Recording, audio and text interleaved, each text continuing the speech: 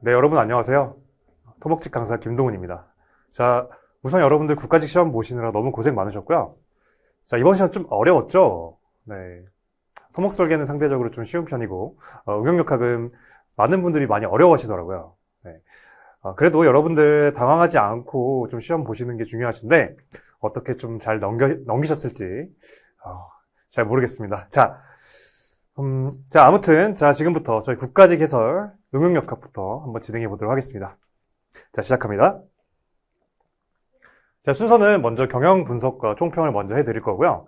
두 번째는 각각의 문제에 대해서 해설하는 방향으로 진행해 보도록 하겠습니다. 자, 먼저 경영 분석 및 총평입니다. 자, 먼저 난이도 분포를 살펴보시면 이번에 응용역학이 약간은 좀 더 어렵게 나왔어요. 상문제가 3문제 정도, 중문제가 10문제, 그리고 하문제가 8문제 정도 출제가 됐는데 평균적으로는 8, 12 정도. 여기 10이 아니라 9네요. 여기 10이 아니라 9입니다. 9. 네. 한마디로 이제 난이도 분포상으로는 기존의 어떤 분포랑 큰 차이는 없는데 근데 문제는 뭐냐면 이 중급 문제가 기존의 문제보다 조금 더 어렵게 좀 출제가 됐어요. 그래서 중문제긴 하지만 중보다는 약간 좀 중상에 가까운 문제들이 많이 출제가 됐고 그 중에서 기존의 어떤 기출 문제와 거의 일정한 패턴으로 숫자만 바꿔서 나오는 문제들이 그동안 많이 출제가 되었는데 이번엔 좀 그런 게 아니라 좀 신유형의 중급 문제들이 많이 출제가 돼서 문제 자체, 어떤 내용 자체는 그렇게 어렵진 않지만 좀 처음 보는 스타일의 문제가 나와서 당황하시는 분들이 좀 많이 보였습니다. 네, 그래서 문제는 전반적으로 난이도는 약간 한 중상 정도, 이 정도로 좀 보고 있는데 이따가 좀 말씀을 해드릴게요. 자, 그 다음으로 중요도는 기존이랑 큰 차이는 없습니다. 중요한 데서 거의 문제가 출제가 되었고 중요도는 뭐 기존과 거의 큰 차이점은 없다. 항상 나오던 데서 문제가 출제가 되었다. 이렇게 좀 보시면 될 것 같고요. 일단 내용적으로는요. 네. 그래서 아까 말씀드렸다시피 전반적인 난이도는 중상 정도. 그러니까 엄청 어려운 건 아니에요. 네, 좀 설명을 드리면은 일단 꽈락을 넘기에는 어렵진 않은 난이도입니다. 왜냐하면 자 기존의 어떤 잘 보지 못했던 어떤 신유형의 문제가 출제가 되긴 했지만 여전히 기존의 어떤 기출 유형과 그리고 어떤 쉬운 문제들은 여전히 좀 비슷한 빈도로 출제가 되었어요. 그래서 여러분들이 좀 기본에 충실하였다면 그리고 좀 쉬운 이론에 여러분들이 충분히 학습을 열심히 하셨다면 일단 꽈락을 넘기기에는 충분한 난이도로 나왔습니다. 그러니까 그만큼 기초적이고 기본적인 문제도 충분히 출제가 되었다는 거죠. 무조건 어렵게만 출제가 되었다는 건 아니란 뜻입니다. 자, 그리고 반면에 고득점은 좀 쉽지 않은 난이도입니다. 그러니까 기존의 어떤 응용역학 문제라면요. 쉬운 문제도 항상 어느 정도 출제가 되지만 그렇다고 엄청 어려운 문제가 많이 출제가 되진 않아요. 근데 이번에는 엄청 어려운 문제는 이제 한두 문제 정도 제가 이제 생각을 하고 있고 근데 그뿐만 아니라 전반적으로 좀 시험이 좀 시간이 좀 많이 걸리게끔 좀 계산이 좀 많이 걸리는 문제들이 상당수가 좀 많이 있어요. 그래서 아마 시간도 좀 많이 부족했을 거고 또 좀 새로운 신유형의 중상급 난이도 문제가 좀 많이 출제가 되었기 때문에 고득점을 맞는 것도 쉽지는 않았을 거다라고 좀 생각을 하고 있습니다. 네. 그리고 두 번째, 제가 계속 말씀드렸다시피 엄청 어려운 상급은 아니지만 중급에서 약간은 조금 더 심화가 된 신유형의 문제가 조금 출제가 되었다. 그래서 단순히 어떤 기출문제를 달달달달 외우는 것만으로 그런 방법으로 학습하신 수험생 분들에게는 다소 좀 어려운 문제들이 좀 많이 보이지 않았을까라는 생각을 하고 있습니다. 그래서 이런 문제들을 이제 여러분들이 피드백하면서 앞으로 이제 남은 지방직은 좀 어떻게 학습 방향을 좀 바꿔볼지 한번 좀 생각을 해보는 계기가 되었으면 좋겠습니다. 자, 이제 그래서 마지막으로는 이번에 좀 시간이 부족했어요. 제가 계속 말씀드리죠. 이번에 계산적으로 좀 계산량이 좀 많이 필요한 문제들이 몇 문제가 좀 보였고요. 그래서 20분 안에 풀기는 좀 부족하지 않았나. 하지만 이번에 반대로 토목설계가 굉장히 좀 쉽게 나오고 또 토목설계 계산 문제도 적어서 시험 시간이 거의 한 10분 정도 만에 풀 수 있을 정도로 나왔어요. 물론 이제 능숙하고 충분히 잘하시는 분들에 한해서 말씀드리는 겁니다. 네, 그렇기 때문에 자, 토목설계와 응용역학을 같이 합한다면 여전히 한 40분 컷으로 풀 수 있을 정도로 나오긴 했습니다. 토목설계에서 최대한 10분 줄이고 그 시간을 응용역학에 좀 할애해서 같이 한다면 아무튼 그 전공 과목의 40분 내에는 충분히 같이 합해서 풀 수 있지 않았을까. 네, 그렇게 좀 어떻게 시간적인 분배가 맞춰져서 문제가 출제가 됐어요. 그래서 이번에 응용역학을 여러분들이 만약 시간이 부족했다. 그렇다면 어떤 식으로 여러분들이 학습을 해야 되냐?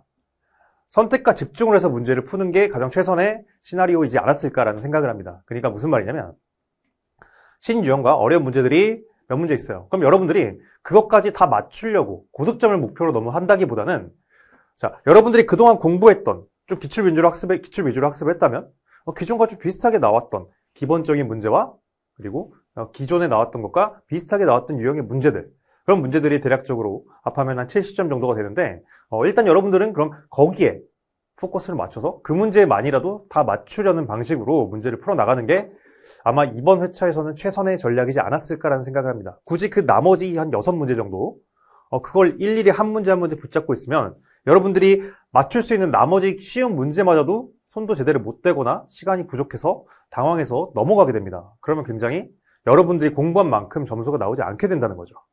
네.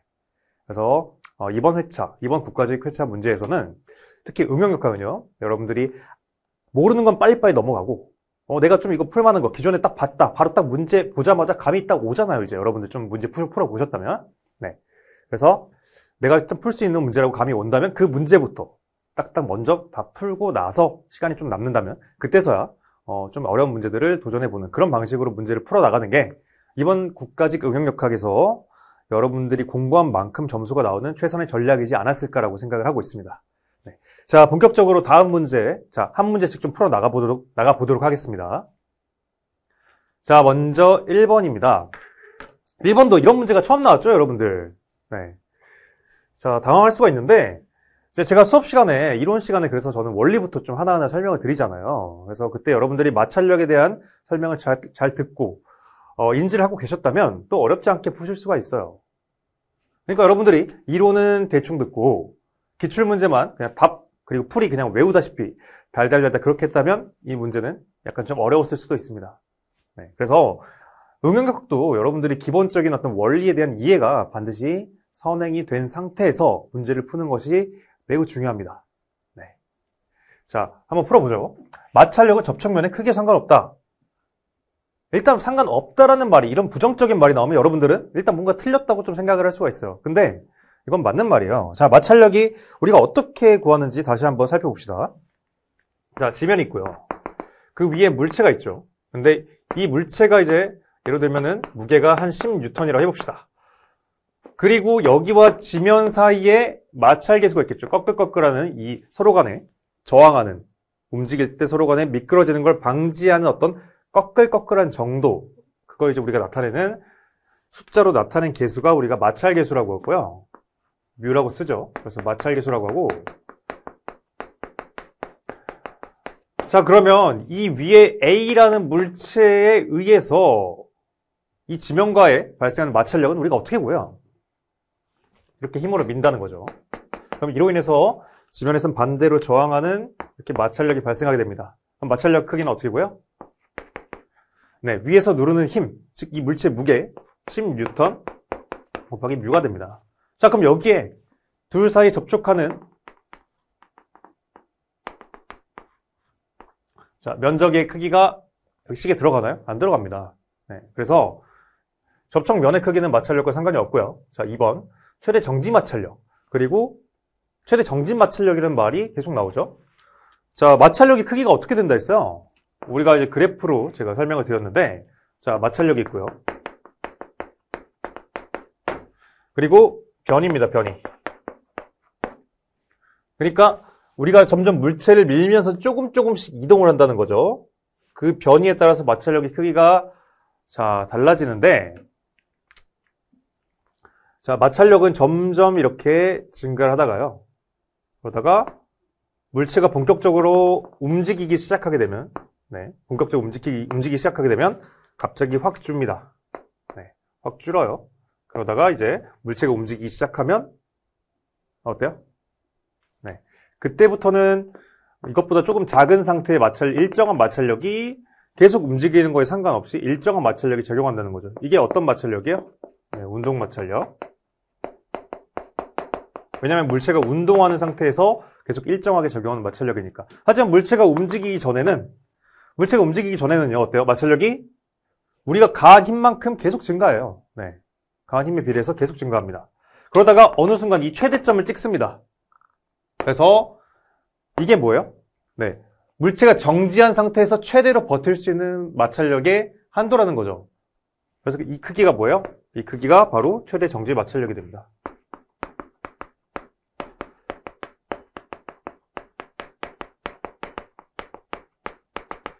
그래서 우리가 힘을 계속 가하게 되는데 그 가하는 힘이 자, 지면과 물체 간에 최대로 버틸 수 있는 마찰력의 크기인 최대 정지 마찰력을 초과하게 되면은 그때부터 물체가 본격적으로 움직이기 시작하게 됩니다. 근데 여기를 넘어섰기 때문에 이제 이만큼 못 버텨요. 한번 움직이기 시작하게 되면. 그 이후부터는 훨씬 더 작아지는 운동 마찰력만큼밖에 못 버티면서 둘 사이, 지면과 물체 사이에는 이 힘밖에 버티지 못하는 일정한 마찰력이 작용하게 된다는 거죠. 즉 지면과 물체 사이에 버틸 수 있는, 작용할 수 있는 최대 크기의 마찰력이 바로 최대 정지 마찰력이 됩니다. 그래서 자, 최대 정지 마찰력은 어때요? 운동 마찰력보다 작다? 아니죠. 크죠. 그래서 2번이 틀렸고요. 3번, 마찰력은 항상 움직이는 방향의 반대 방향으로 작용한다. 맞는 말이죠. 자, 물체가 우리가 이렇게 움직이도록 힘을 가해요. 그럼 마찰력은 이 방향으로 작용할까요? 아닙니다. 여기에 저항하는 힘이니까 항상 반대쪽으로 작용하죠. 그래서 3번 맞는 말. 자, 4번. 마찰력이 최대 정지 마찰력에 도달했을 때 마찰 각도 최대값을 갖는다. 맞는 말입니다. 그러니까 이 최대 정지 마찰력에 도달했다는 거, 즉 마찰력이 점점 커지잖아요. 마찰력이 커진다는 건 뭐가 커지냐? 자, 위에서 누르는 물체의 무게는 똑같아요. 그럼 달라지는 거는 이것만 달라진다는 거죠. 즉 마찰 계수가 달라진다는 겁니다. 근데 여기서는 마찰 계수가 아니라 마찰 각이라고 나왔죠. 그러니까 마찰 계수를 우리가 어떻게 구하냐면 자, 탄젠트 파이라는 식으로 구해요. 이 파이가 바로 마찰 각이라고 합니다. 그러니까 마찰 각이 커진다면 마찰 계수가 커진다는 거죠. 그러니까 마찰 계수나 마찰 각이나 비슷한 개념으로 생각하시면 돼요. 네. 둘 사이의 꺼끌꺼끌한 정도를 나타내는 어떤 지표이다. 네. 그러니까 최대 정지 마찰력에 도달했을 때는 어때요? 마찰 계수가 최대가 되겠죠. 이건 일정하다고 했으니까.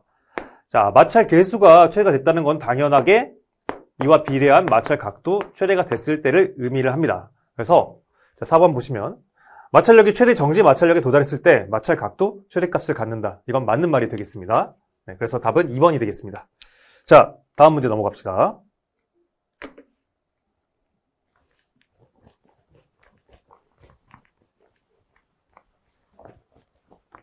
자, 봅시다.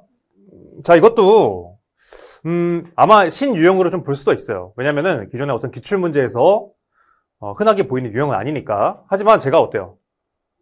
제 이론 시간에 제가 예제에서 강조를 드렸잖아요. 그래서 제가 자, 응용역학 그 문제 푸는 게 어렵다. 이렇게 항상 말씀하시는 분들에게 제가 먼저 이렇게 말씀드리죠. 이론을 다시 한번 좀 듣고 예제를 다시 한번 천천히 풀어보고 나서 네, 문제풀이로 다시 한번 넘어와 봐라. 이렇게 말씀을 드립니다. 네. 왜냐하면 예제에 그 기본적인 어떤 이해를 어떻게 하면 문제에 적용시킬지 그런 게 제가 진짜 엄선해서 제가 만든 문제도 있고요. 다 좀 발췌한 문제도 있지만 아무튼 되게 그런 기본적인 원리를 이해하기 위한 문제들을 많이 예제로 가져왔어요, 제가. 그래서 예제의 중요성을 다시 한번 좀 말씀드립니다. 거의 예제에 나온 것과 거의 비슷해요. 자, 이번엔 단면 상승 모멘트를 구하라고 했어요. 단면 상승 모멘트는 우리가 어떻게 구해요? 단면적 곱하기 어때요? 자, 여기 기준 원점이 있죠. 원점으로부터 어떤 우리가 구하려는 그 도형, 단면에 중심까지의 X좌표와 Y좌표가 있죠. 네. 그래서 여기 중심좌표를 X와 Y좌표라고 X값, Y값이라고 한다면 단면적 곱하기 X 곱하기 Y가 되겠죠. 근데 부호를 고려해요, 안 해요? 고려하죠. 단면 상승 모멘트는. 자, 그럼 여기 중심점의 좌표 우리가 한번 구해보죠. 자, 여기서부터 여기 중심까지는 얼마만큼 떨어져 있어요? 여기서부터 여기까지가 50의 절반이니까 25. 거기다 20까지 더하니까 자, 이 사각형의 전체 중심 X좌표는 이 원점, 즉 여기서부터 얼마큼 떨어져 있냐? 20 플러스 25인 마이너스 45만큼 떨어져 있습니다. 그 다음에 그럼 이 중심좌표의 Y값은 얼마만큼 떨어져 있을까요?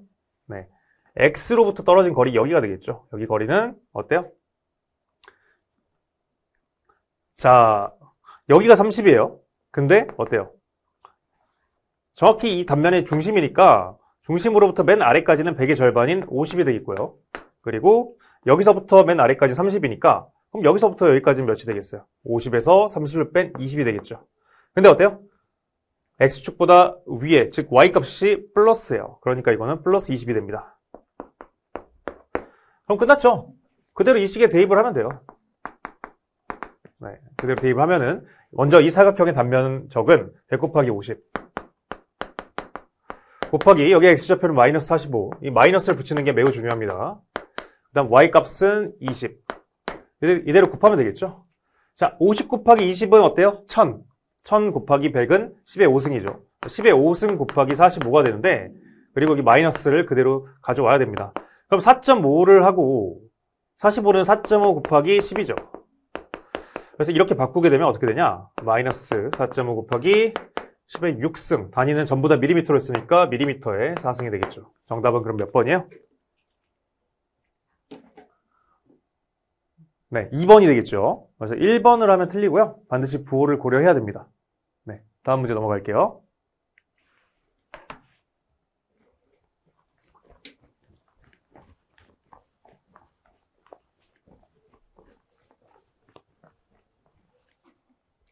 자, 이렇게 세 힘이 정적 평형 상태에 있기 위해서 자, 필요한 F와 그리고 각도까지 구하라고 했어요. 자, 어떻게 보면 약간 좀 어렵게 느껴지실 수도 있죠. 이거를 뭐 X축에 관련된 불력끼리 합은 0, Y축 불력끼리 합은 0, 이 두 가지 평형 방정식, 자, 두 가지의 어떤 연립 방정식을 쓰면은 조금 더 복잡할 수가 있어요. 왜냐하면 이 각도가 구하는 게 쉽지가 않습니다. 그래서 어떻게 하면 되냐? 이렇게 생각하시면 돼요. 자, 이 힘이 없다고 생각하고 나머지 두 힘을 합쳐봅시다. 합쳐보면 대략적으로 그 방향이 두 개를 평형사변형법을 써보면은 일단은 그 방향이 어떻게 나오겠어요? 이런 식으로 나온다는 거죠. 이런 식으로. 그림이 좀 삐뚤어졌는데 이런 식으로 나오겠죠. 네. 두 개를 합치니까 자, 그러면 이것과 이걸 더했을 때 지금 전부 다 정적 평형 상태에 있다는 거 어때요? 모두 다 더했을 때 딱 0이어야 된다는 거예요.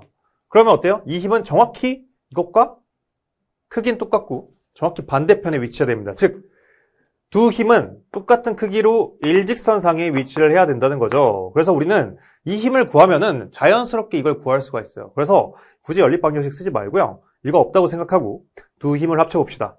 자, 그럼 이 힘은 Y와 X 분력으로 쪼개는 게 편하겠죠. 이것과 우리가 합치기 위해서는.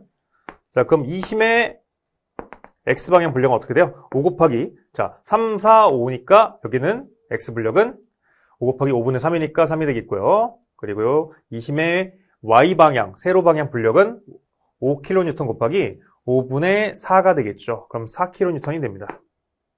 그럼 이 힘과 이 힘을 더하면 되겠죠. 자, 근데, 자, 보시면 오른쪽으로 3, 왼쪽으로 3이니까 두 힘은 상쇄가 됩니다. 고려할 필요 없죠. 그럼 남은 힘은 뭐예요? 아래로 4밖에 없습니다. 자, 그러면 결론적으로 우리가 두 힘을 합해보니까 힘이 어떻게 돼요? 네. X방향 분력은 상쇄돼서 1도 없고 Y방향으로 아래로 4만큼만 작용하게 된다는 겁니다. 즉 그림처럼 이렇게 대각선으로 가지 않고요. 합쳐보니까 어때요? 실제로는? 자, 이렇게 된다는 거죠. 그러면 힘 F는 어떻게 발생하겠어요? 아까 말씀드렸죠? 이것과 크기는 똑같은데 정확히 일직선, 즉 180도로 일직선으로 정반대 방향으로 발생하면 된다는 겁니다. 그럼 힘 F는 어떻게 발생할까요? 네, 이것과 정반대로 당연히 이게 그대로 Y방향으로 이렇게 내려오고 있으니까 F도 정반대니까 그대로 여기서 위로 이렇게 4만큼 발생하면 된다는 거죠. 그래서 이 F의 크기는 우리가 4라는 걸 바로 알 수가 있고요. 그리고 어때요? 각도가 여기서부터 어때요? 정확히 90도 위치, 즉 Y축을 따라서 그대로 존재하기 때문에 이 세타 각도는 X축을 기준으로 이만큼 90도만큼 위치한 상태에서 발생하고 있다는 겁니다. 그래서 자, F의 크기는 4, 그리고 X축과 이루는 각도 세타는 90도라는 걸 우리가 알 수가 있다는 거죠.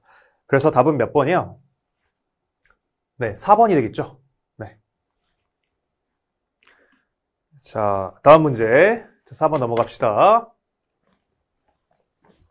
자, 이 문제는 보시면 자, C점의 휠 모멘트가 0이 되기 위한 집중화 중 P를 구하라고 했어요. 그러니까 결론적으로 지금 어떤 상태일 때 구하라는 거예요? 네. C가 이제 내부 힌지처럼 바뀌었을 때 그런 상태에서의 P를 구하라는 겁니다. 자, 근데 여기서는 약간 두 번 과정을 거쳐야 돼요. 한 번에 우리가 평형 방정식 한 번만에 이걸 구할 수가 없어요. 네. 왜냐면 미지수가 P가 우리가 구해야 되는 거예요. 네.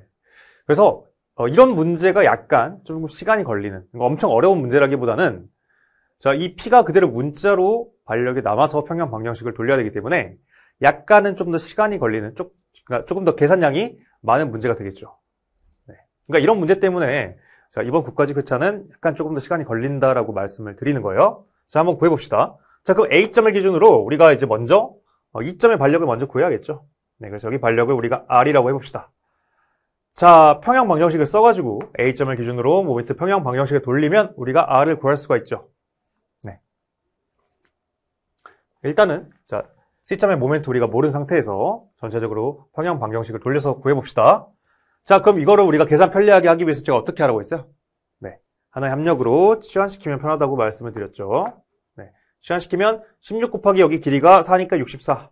그리고 여기서부터 위치는 4의 절반이니까 이만큼 떨어지게.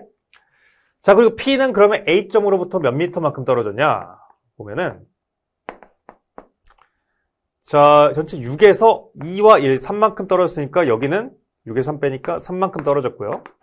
그러면 P가 작용한 여기 위치는 A점으로부터 3 플러스 1인 총 4만큼 떨어진 걸 알 수가 있죠. 자, A점을 기준으로 전체에 대해서 모멘트 평형 방정식 돌려봅시다.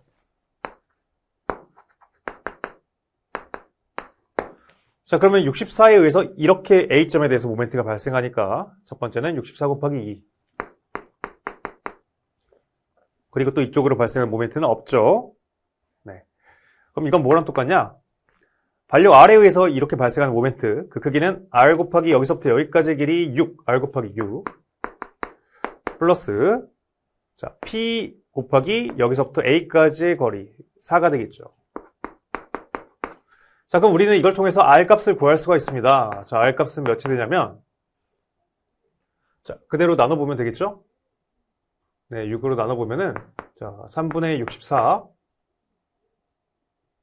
자, 빼기 자, 3분의 2P가 되겠죠.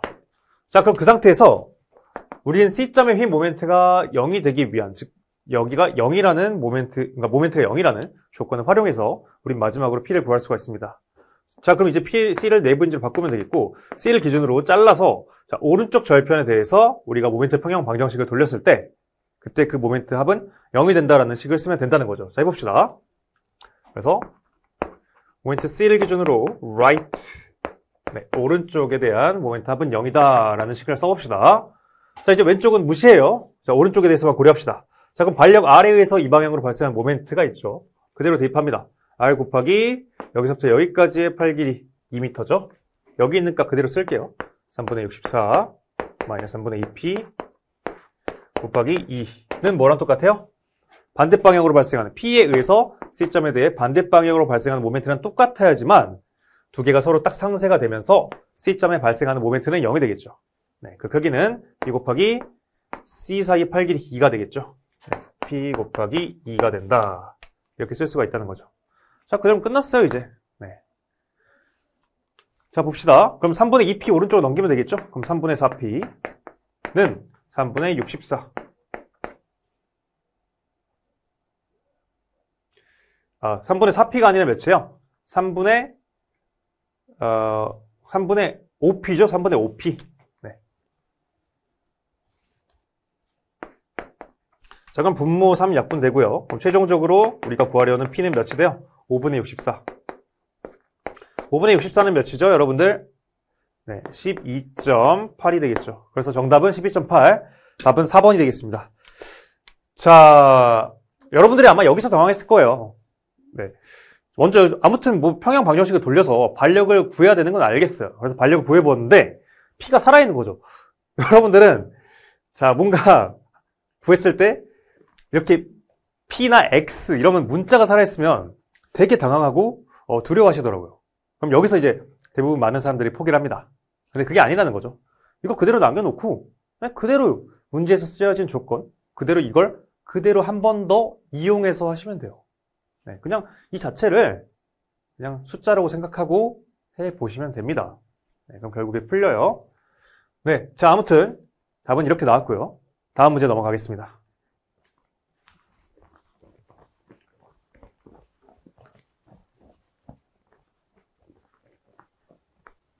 국어 문제는 정말 쉬운 편이에요, 여러분들, 진짜. 네. 그래서 문자 이런 하나 있다고 당황하실 필요가 없습니다. 자, 5번 봅시다. 5번은 진짜 거저주는 문제죠, 여러분들. 바로 맞추셔야겠죠? 자, 인장력 P가 적용할 때 포화성비를 구하라고 했어요. 자, 포화성비를 구한 다음에 우리가 크게 두 가지 변형률을 구해야겠죠? 그래서 포화성비 정의는 뭐예요? 축방향 변형률, 이의 X방향 변형률 분의 이 하중에 작용하는 그 방향의 수직인 방향, 즉 단면 방향, 이 방향의 변형률, 입실은 H, 수평 방향 변형률을 하죠. 수평 방향에서 X 방향이 아니라 하중 방향에 대해서 수평이라는 거예요. 그 단면 방향이라는 거예요. 네. 그래서 여기다가 이제 마이너스 값을 붙이면 되겠죠. 자, 그럼 먼저 길이 방향, X 방향, 이 방향의 변형률을 먼저 구해보고, 그 다음으로는 이 방향으로의 변형률, 이렇게 구해본다는 거죠. 자, 먼저 X 방향, P가 잡아당기는 그 방향의 길이 방향 변형률을 구해보면 어떻게 돼요? 원래 길이가 1m였죠. 1m인데, 우리가 여기서 전부 다 단위를 통일시켜야 됩니다. 근데 여기서는 늘어난 길이가 mm로 나왔으니까, 우린 전부 다 mm로 단위를 환산시켜서 구해야 됩니다. 자, 그럼 원래 길이 1m지만 mm로 환산하면은 1000mm가 되겠고요. 그것 분해 최종적으로 늘어난 길이는 1005mm. 그럼 변형량이 얼마예요? 변형량. 1005에서 1000을 빼면은 5mm만큼 변화가 되겠죠. 그래서 이게 되겠고요.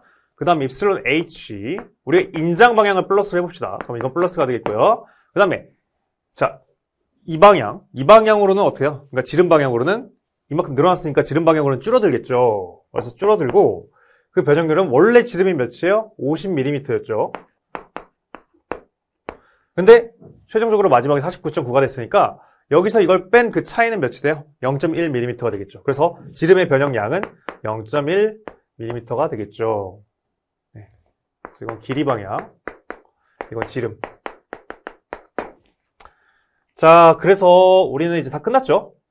이거 그대로 여기다 대입시키면 돼요. 대입시키면은 자, 마이너스 있고 마이너스 있으니까 상쇄가 되겠죠. 그래서 상쇄시키고 그럼 아무튼 값은 플러스가 되겠죠. 그럼 입실론 H, 자, 50분의 0.1 곱하기 이거 뒤집어서 우리가 하면 되겠죠. 왜냐면 이걸 나누는 거니까. 그러면은 5분의 1000이 되겠죠. 자, 해봅시다. 약분하면 20, 그리고 4. 그럼 0.1 곱하기 4니까 0.4. 답을 그래서 몇 번? 네, 4번이 되겠죠. 네, 쉽습니다. 여러분들 그냥 이런 거는 거의 한 20초 컷으로 빨리 맞추고 넘어가셔야 됩니다. 자, 답은 4번. 네. 자, 다음 문제 넘어갑시다.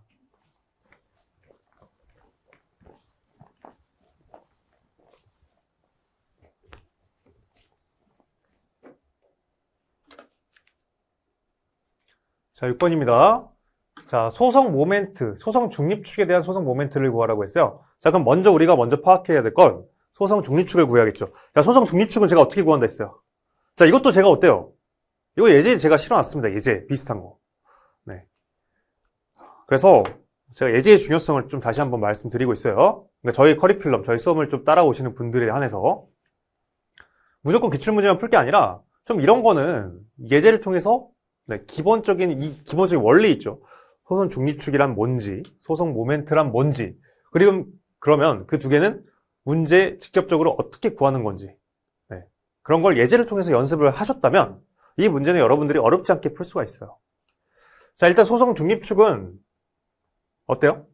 네, 소성 중립축을 기준으로 위에는 뭐 인장이든 압축이든 예를 들면 압축력이 발생했다고 생각을 한다면 전부 다 압축 항복 응력이 발생하겠고요. 그리고 그 아래는 전부 다 인장 소성 항복 응력이 발생해요. 근데 그 두 개가 평형이 맞게 되는 그때의 중립축이 바로 소성 중립축이죠. 그러면 우리가 그거 어떻게 구해요? 평형 방정식을 써보면은 어차피 위아래 전부 다 발생하는 모든 점의 응력은 항복 응력으로 동일하니까 응력 자체는 동일하니까 약분이 되겠고 평형 방정식을 쓰게 되면 결론적으로 자, 소성 중립축을 기준으로 이 위의 단면적과 아래의 단면적은 똑같게 되는, 즉 단면을 2등분하는 그 선이 바로 소성 중립축이 된다고 제가 말씀을 드렸습니다. 자, 그럼 단면을 2등분하는 선이 어딘지 한번 살펴보자는 거죠. 그렇죠? 근데 여러분들 한번 잘 보세요. 자, 여기 높이를 이제 우리가 모르니까 y로 잡아서 구할 수도 있는데, 자, 이렇게 하면 시간이 좀 더 오래 걸려요.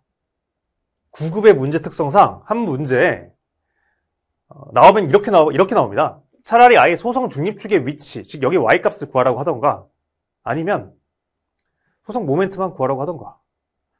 소성 중립축을 찾고 나서 소성 모멘트까지 이중으로 구하려면 시간이 많이 걸려요. 네, 1분 안에 풀기엔 약간 좀 무리가 있습니다. 그래서 그렇게 잘 안 나오고요. 여기서 이제 소성 모멘트를 구하라고 나왔다는 건 이제 무슨 뜻이 되겠어요? 소성 중립축을 굳이 이 y값을 이렇게 우리가 식으로 구하지 않고 한 번에 뭔가 쉽게 구할 수 있게끔 단면적이 주어졌다는 겁니다. 자, 그럼 힌트를 우리가 한번 살펴봅시다. 자, 여기에 면적이 몇이에요? 위의 사각형의 면적이 5b 곱하기 b니까 5b 제곱이에요. 그러면 이 아래 길다란 여기의 단면적이 몇이 될까요? 5b 곱하기 b니까 여기도 5b의 제곱이에요. 어때요? 이렇게 딱 잘라보니까 위의 사각형과 아래 사각형은 단면적이 똑같아요. 그럼 이때 우리가 소성 중립축이 어딘지는 바로 파악할 수가 있다는 거죠. 어디예요?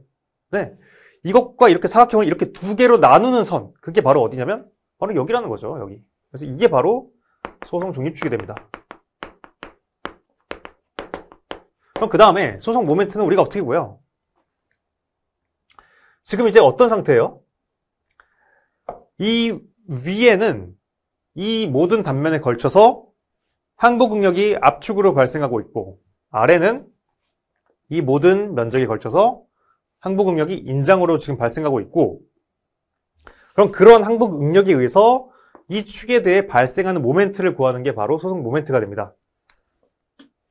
그럼 어떻게 하면 되겠어요? 네, 이 윗단면에 발생하는 합력이 있겠죠. 합력. 네, 합력.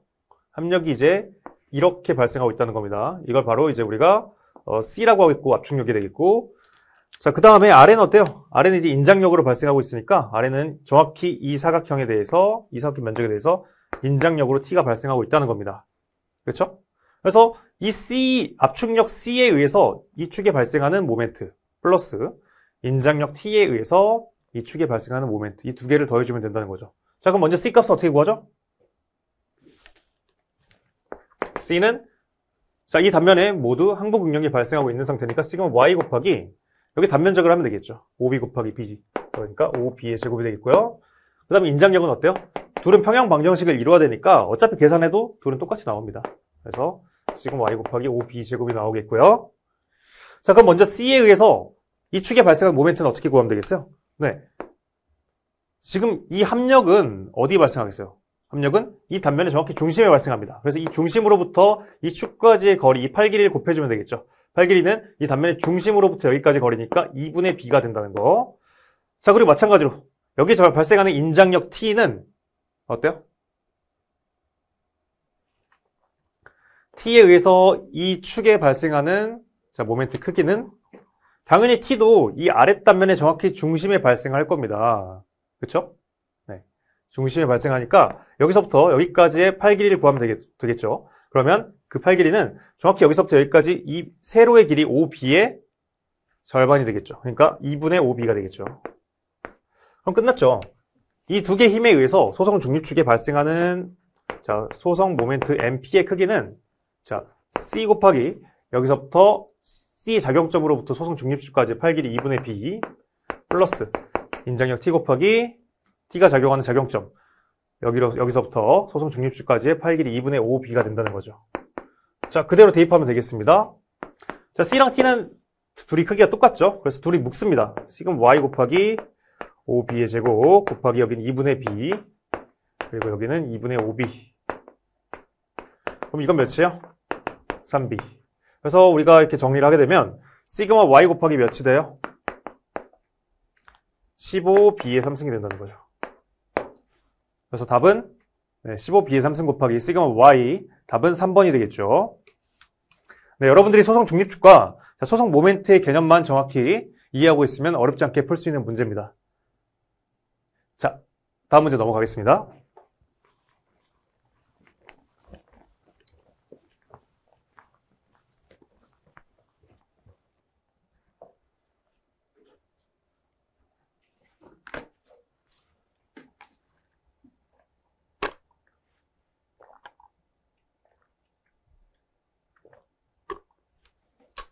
자, 문제 봅시다. 자, 여기서 정성적인 충력도를 구하라고 했어요. 포인트는 뭐냐면 일단 첫 번째, 정성적인이 뭐예요? 정확한 수치가 없이 대략적인 어떤 형태만 우리가 구하라는 거예요. 형태만. 그러니까 우리가 수치를 하나하나 구할 필요가 없습니다. 여기 반력 구할 필요 있다, 없다? 없다. 그리고 그 다음으로, 자, 휨 모멘트도나 전단력도가 아니라 이번에 충력도를 구하라고 했어요. 여기서도 여러분들이 많이 당황하셨을 것 같아요. 자, 일단 살펴봅시다. 충력도가 뭐예요? 부재가 이렇게 있으면 여기서 이 위치에서 축방향으로 누르는 힘이 얼만지를 우리가 각각의 위치에서 그림으로 나타내라는 거예요.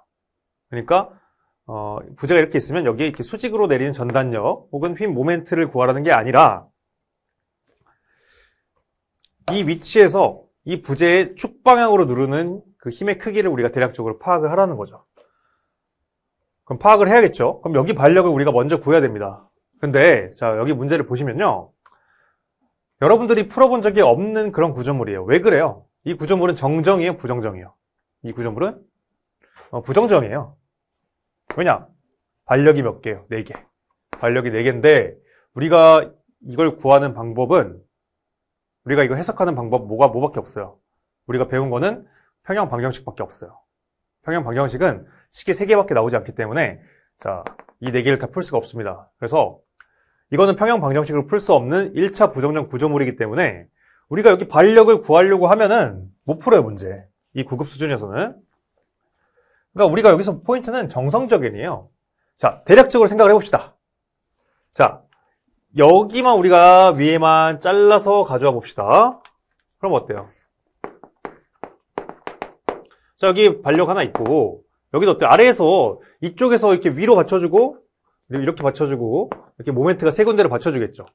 그럼 우리가 파악해야 될 건 뭐냐면, 아무튼 이렇게 누르니까 여기 반력은 어떻게 발생하겠어요? 이렇게 발생하겠어요? 아니면 여러분들 이렇게 발생하겠어요? 당연히 이렇게 발생하겠죠. 네. 여러분 단순보에 생각해보세요. 단순보라고 생각하고 이렇게 적용하면 수직 반력이 어떻게 발생해요? 여기 저항하니까 위로 발생하고 여기는 어때요? 당연히 위로 발생하겠죠. 아래로 반력이 발생하진 않잖아요. 단지 여기서 차이점은 뭐예요? 이게 이제 롤러가 아니라 모멘트도 존재하고 이렇게 충력도 존재하는 그런 라멘이라는 거죠. 하지만 기본적인 어떤 방향은 똑같습니다. 수직으로 받쳐주는 저항력은 당연히 우리가 이렇게 누르고 있기 때문에 양쪽에서는 이렇게 저항하는 위로 이렇게 반력이 발생한다는 거예요. 그래서 포인트는 뭐냐면 이렇게 저항력이 이 부재에 대해서 위로 발생하겠고요. 자, 그러면 우리가 이제 이것과 이제 떼어서 본다는 거죠. 자, 라멘의 해석법 여러분들 제가 하나하나 굉장히 좀 자세히 설명을 드렸죠. 그 원리를 여러분들이 알고 있다면 라멘에서는 지금 여기가 강절점이기 때문에 여기서 이렇게 저항을 한다면요, 저항력이 발생한다면 여기는 어때요? 정확히 자, 반대 방향으로 이렇게 휨 모멘트와 충력, 전단력 3가지가 모두 같이 작용하게 됩니다. 라멘에서는. 자, 근데 우리가 일단 다른 건 모르겠어요. 여기 2개 방향은 실은 잘 모르겠어요. 하지만 우리가 아까 방금 확실히 파악한 거는 여기서의 이 수직 반력은 윗방향으로 발생한다는 걸 아까 확실히 파악을 했죠. 그럼 여기서 이 아랫 부재에는 어떻게 발생한다는 거야? 그러니까 이것과 이거는 우리가 아직 몰라요, 방향을. 그냥 대략적으로 가정한 거지, 아직 몰라요. 하지만 이 방향 때문에 자, 이 부재에 대해서 축방향으로 발생하는 그 충력은 어떻게 발생하는지는 우리가 바로 알 수 있다는 겁니다. 어때요? 이것과 정확히 작용, 반작용에 의해서 지금 같은 간결점이기 때문에 정확히 반대 방향으로 이 부재는 발생하니까 이 방향으로 누르고 있다는 거죠. 즉, 어때요? 이쪽 부재에 대해서는 누르고 있는 압축력이 발생한다는 거예요. 그럼 여기서는 어때요? 마찬가지로 반력이 이렇게 발생하고 있다는 겁니다. 그렇죠? 자, 근데 보세요. 여기서 예를 들면 10만큼 눌렀어요. 끝에서. 그럼 여기 중간에 살펴봅시다. 여기서는 어때요? 충력이.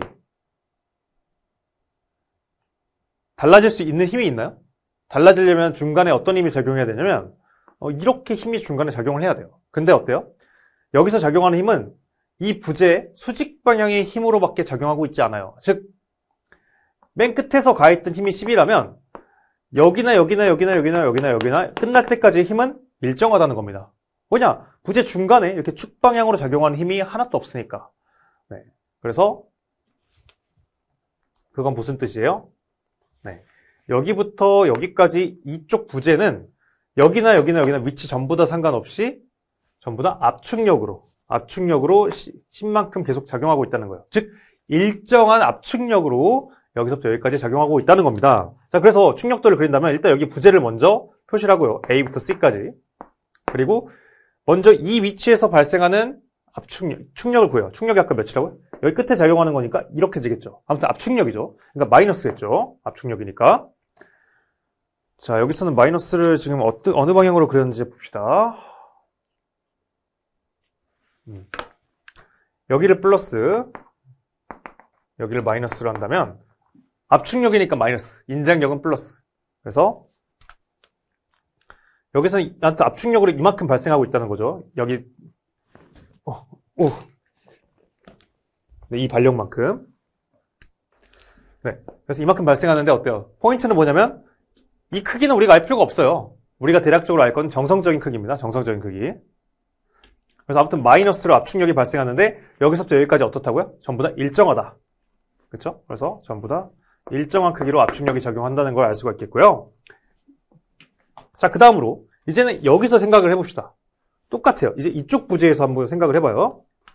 고개를 돌려서 생각해 본다는 거죠. 그럼 제가 이 부재를 여기 한번 가져와 봐요. 그러면은 자, AC는 이렇게 힘이 적용하고 있죠. 근데 어때요? 힌지가 이렇게 있고 여기는 어때요? 자, CB가 그대로 이쪽에 있으니까 여기서 이렇게 마찬가지로 강절점으로 연결이 되어 있으니까 여기도 우리가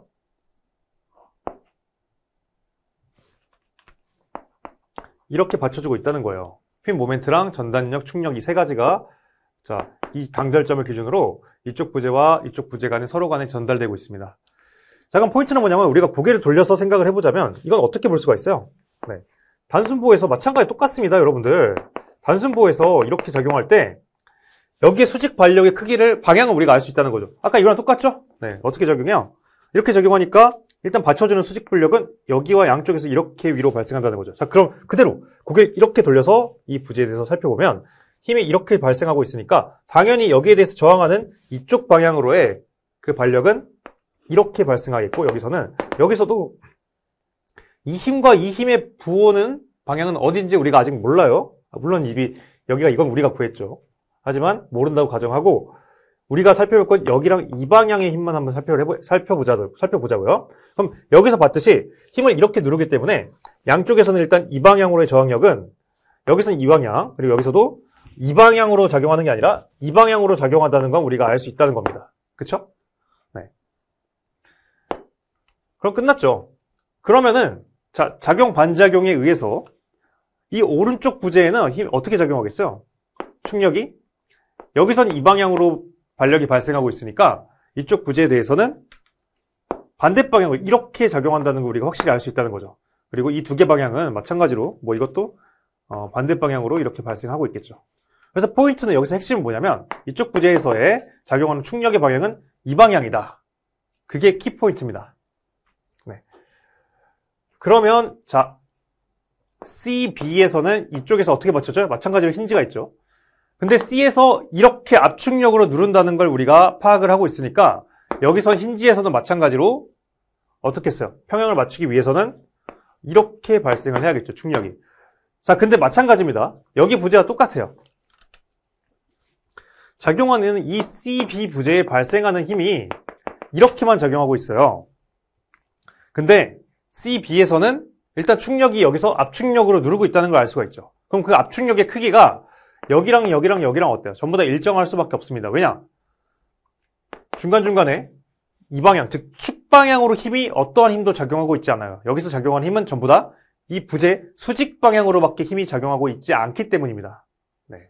그래서 이쪽에서 축력이 이렇게 작용했다면 압축력이 여기나 끝날 때까지 그 압축력은 변하지 않고 일정하다. 왜냐? 부재 중간에 어떠한 축력도 추가적인 어떤 작용 하중으로 발생하고 있지 않으니까. 그래서 C랑 B에서도 자, 축력도가 어떻게 그려지겠어요? 여기나 전부 다 일정하게 압축력이 작용하고 있다는 걸 우리가 알 수가 있다는 겁니다. 자, 그래서 자, C에서 B까지 우리가 충격도를 그려보게 된다면 마찬가지로 압축력이 발생한다는 걸 제가 계속 설명을 드렸고, 그래서 압축력이 일단 C에서 마이너스로 발생하겠고요. 그럼 C에서 B까지 어떻다고요? 압축력이 일정하게 이렇게 발생을 하고 있다. 그 크기는. 네, 그런 걸 말씀드렸죠. 그래서 이 두 개를 합치면 됩니다. 두 개를 합친 그림이 뭐냐면 바로 4번이 된다는 거죠. 일단 충력이 변한다는 자체가 잘못된 거예요. 여러분들은 그래서 1, 2, 3번을 바로 없앨 수가 있습니다. 왜냐? 이 축방향으로 어떤 힘이 작용하고 있지 않으니까. 그러니까 충력이 변하려면 어떻게 힘이 작용해야 되냐면요. 중간중간에 이렇게 막 힘이 이렇게 뭐 10kN, 여기서도 막 이렇게 10kN, 이렇게 좀 발생을 해야 돼요. 이 축방향으로. 근데 그게 아니니까 어때요? 그냥 이 그림만 딱 보고도 아, 충력은 여기서 여기까지 전부 다 일정하고 여기서부터 여기까지도 전부 다 일정하겠구나. 그 사실을 바로 알아야 됩니다. 그래서 답은 4번이 되겠죠.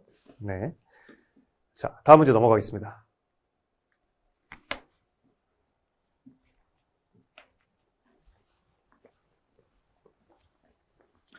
자, 이 문제는 그렇게 어렵지 않죠, 여러분들. 여러분들 이제 변형률 공식 알면은 바로 쉽게 구할 수가 있습니다. 자, 일단 먼저 보시면 X방향의 변형률이 바로 나왔죠. 그게 바로 입실로 A죠. 자, 10의 마이너스 7승은 공통이니까 제가 생략을 하고 마지막에 10의 마이너스 7승만 붙일게요. 그래서 X방향의 변형률은 몇이에요? 입실로 A니까 이제 우리가 2로 쓸 수가 있고요. 그 다음 Y방향 변형률은 몇이에요? 네, C의 변형률과 똑같죠. 그래서 6이라는 걸 알 수가 있죠. 그럼 우리가 X축으로부터 45도만큼 꺾여진 이 방향에서의 자, 수직 변형률을 우리가 구하게 되면 그건 입술은 B가 되겠는데요. 그 크기는 뭐가 되겠어요? 세타는 45도만큼 회전시켰을 때 그때가 되겠죠. 그때 변형률은 우리가 어떻게 구해요? 2분의 입술로 X 플러스 입술로 Y 플러스 2분의 입술로 X 마이너스 입술로 Y 곱하기 자 코사인 자 우리가 회전시킨 각도의 2배 90도 90도 플러스 자 이 평면에는 전단 변형률이 있을 수도 있고 없을 수도 있어요. 하지만 우리가 전단 변형률의 크기를 모르기 때문에 일단은 감마 XY라고 가정을 하고 그 다음에 여기다가 사인 회전시킨 각도의 2배 90도를 한다는 거죠. 자 봅시다. 근데 코사인 90도는 몇이에요? 0이에요. 그래서 이건 우리가 무시해도 되고요. 사인 90도는 몇이에요? 1. 자 근데 이렇게 계산한 게 몇이라고요? B라고요. B에서의 변형률이 되겠죠. B에서의 변형률은 4가 되겠죠. 자, 그럼 이 값을 계산해보면 몇이냐면 2분의, 자, 2 플러스 6, 8 나누기 2니까 이게 바로 4가 돼요. 자, 어때요? 4에다가 이제 이 값을 더한 게 4가 돼야 되는데 그럼 어때요? 이미 이게 4니까 이거는 이제 0이 된다는 걸 알 수가 있죠. 그래서 이것도 이제 우리가 무시해도 됩니다. 즉, 현재 이 평면상에서는 전단 변형률은 없다는 겁니다. 그럼 여기서 현재 X축과 Y축은 뭐라는 거예요? X축과 Y, 이 XY 평면상에서는 전단 변형률이 없다. 전단 변형률이 없다는 거는 어떤 평면이에요? 이게 바로 지금 주축이라는 겁니다. 주축. 네, 주평면. 자, 주축이라는 건 뭐예요? 감마 XY가 없다는 거고요. 전단 변형률이 없다는 거고. 그럼 그때 이 X축에 대한 변형률과 그리고 Y축에 대한 변형률은 뭐가 된다는 거예요? 주 변형률이 된다는 거죠. 주 변형률. 그래서 주 변형률. 그러면 최대 주 변형률은 뭐가 되겠어요? 둘 중에 큰 값이 되겠죠. 둘 중에 큰 값은 6이죠. 그래서 답은 6. 근데 우리가 10의 마이너스 7승은 생략을 했으니까 마지막에 다시 그것만 붙여주면 됩니다. 그래서 정답은 3번이 되겠죠. 네, 어려운 문제는 아니었습니다. 자, 다음 문제 넘어갈게요. 자, 9번입니다.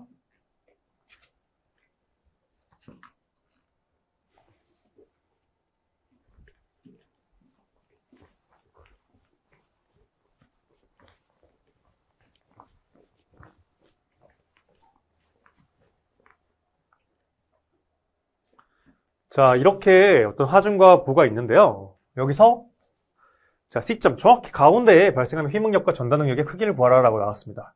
자, 근데 여기서 포인트는 뭐냐면 정확히 대칭이라는 거예요. 그렇죠? 대칭이죠. 대칭. 자, 그리고 C점의 위치가 뭐냐면 정확히 이 보의 그 단면상에서 정확히 지금 자, 100 이렇게 2등분하는 정확히 그 가운데 위치하고 있다는 거예요. 즉 C는 지금 가운데 위치하고 있다는 겁니다. 자, 그럼 우리가 자, 하중이나 모멘트를 볼 필요도 없이 일단은 뭘 알 수 있어요? 이 C점에서의 휨 응력의 크기는 바로 알 수가 있죠. 자, C점에서의 휨 응력은 어떻게 돼요? 우리가 마이 i라고 제가 외우라고 말씀드렸죠? 이걸 쓰게 되는데 y 값이 몇이에요? 이 중립축으로부터 떨어진 거리인데 정확히 이 중립축에 위치해 버리니까 y 값이 0이 돼 버립니다.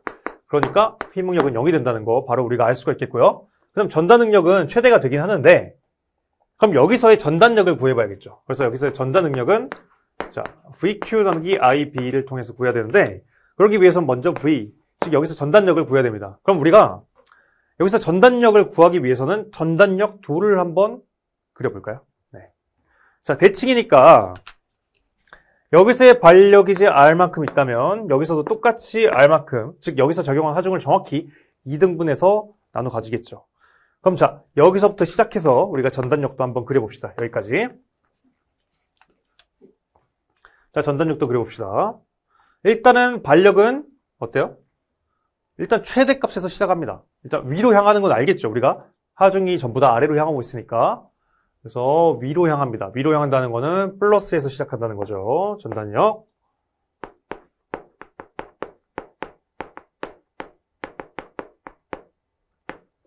자, 플러스에서 시작하는데, 자, 봅시다. 자, 이제 여기서 작용하는, 자, 분포하중은 전단력도에서 뭐라고 했어요? 네, 기울기라고 했죠.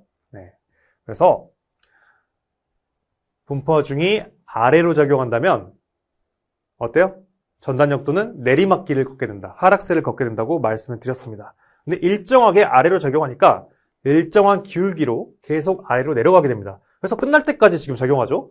여기서부터 시작해서 쭉 오른쪽으로 가면서 끝날 때까지 계속 일정하게 내리막길을 걷게 된다는 거죠. 그래서 일단 내리막길을 걷다가요.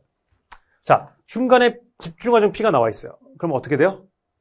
네, 갑자기 P의 크기만큼 갑자기 아래로 푹 그러니까 내리꽂게 된다는 겁니다. 그래서 P가 여기서 적용한다면요.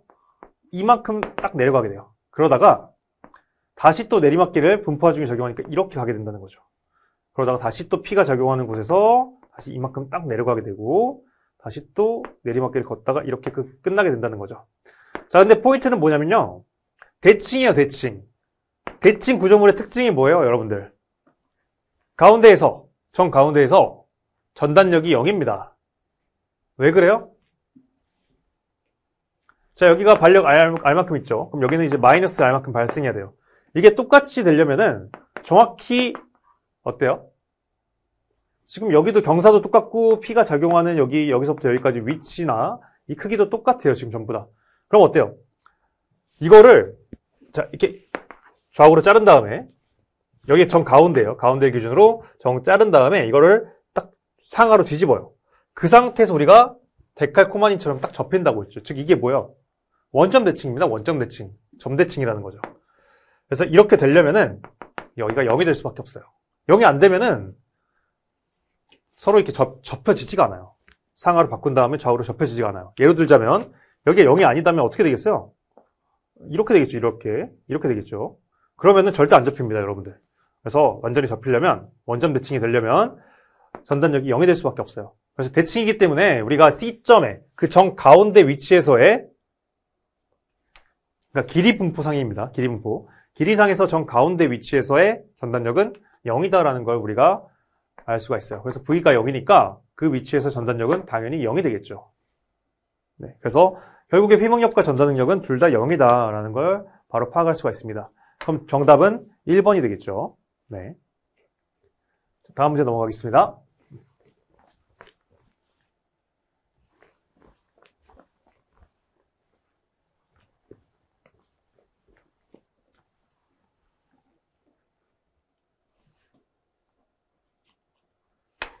자, 보시면은 이렇게 적용하는데요. 그때 A점에서의 처진각을 구하라 했어요. 어떻게 하면 될까요? 네, 중첩법 쓰면 되겠죠. 각각의 하중을 구분해서 하면 되겠습니다. 자, 먼저 자, 등분포 하중이 이렇게 작용할 때 A점의 처진 A점의 처진각 세탑 1. 자, 그 다음으로 이제 집중하중 P가 작용할 때 마찬가지로 이렇게 발생하는 H 처진각 A점의 처진각 세타2. 자, 근데 그 다음이 조심을 해야 되는데요. 자, 모멘트가 이렇게 적용해요. 그럼 이 보가 어떻게 회전하겠어요? 위아래 위치는 고정되어 있는데, 자, 여기서 이렇게 휘게 만드니까, 어때요? 보가 이렇게 휘는 게 아니라, 이렇게 위로 회전하게 됩니다. 즉, 이렇게 회전하게 돼요. 즉, 회전각은 위 두 개 하중에 의해서는 시계 방향으로 움직이게 되지만, 자, 마지막 모멘트에 의해서는 유일하게 반대 방향, 즉, 마이너스 방향으로, 즉, 반시계 방향으로 회전각이 발생하게 됩니다. 즉, A점에서의 우리가 최종적인 처진각 크기는 세타1에다가 세타2를 더하고 그리고 반대 방향으로 발생하는 세타3를 빼줌으로써 최종적인 처진각의 크기를 구할 수가 있다는 거죠. 그래서 1 플러스 세타2 빼기 세타3가 되겠습니다. 자, 세타1은 우리가 어떻게 구해요? 자, W인데 이건 L분의 2P라고 했죠. 그렇죠? 그럼 이것에 의해서 발생한 세타1은 우리가 어떻게 구해요? 자, 24 2i분의 W L의 4승. W 값을 여기다 그대로 대입할게요. 그럼 어떻게 되냐? 자, 12 2i분의 PL의 3승이 되겠습니다. 자, 그럼 세타2 구해보죠. 세타2는 어때요? 가운데 집중화중에 의해서 양 끝에 발생하는 거는 16 2i분의 PL의 3승이 되겠고요. 그 다음에 세타3는 어떻게 구해요? 모멘트에 의해서 발생하는데 모멘트 값은 2분의 PL이라고 했고요. 자, 그러면 자, ML 나누기 몇 EI?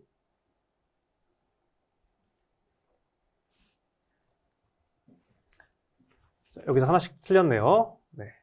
다시 WL의 3승 그리고 PL의 제곱이 되겠죠.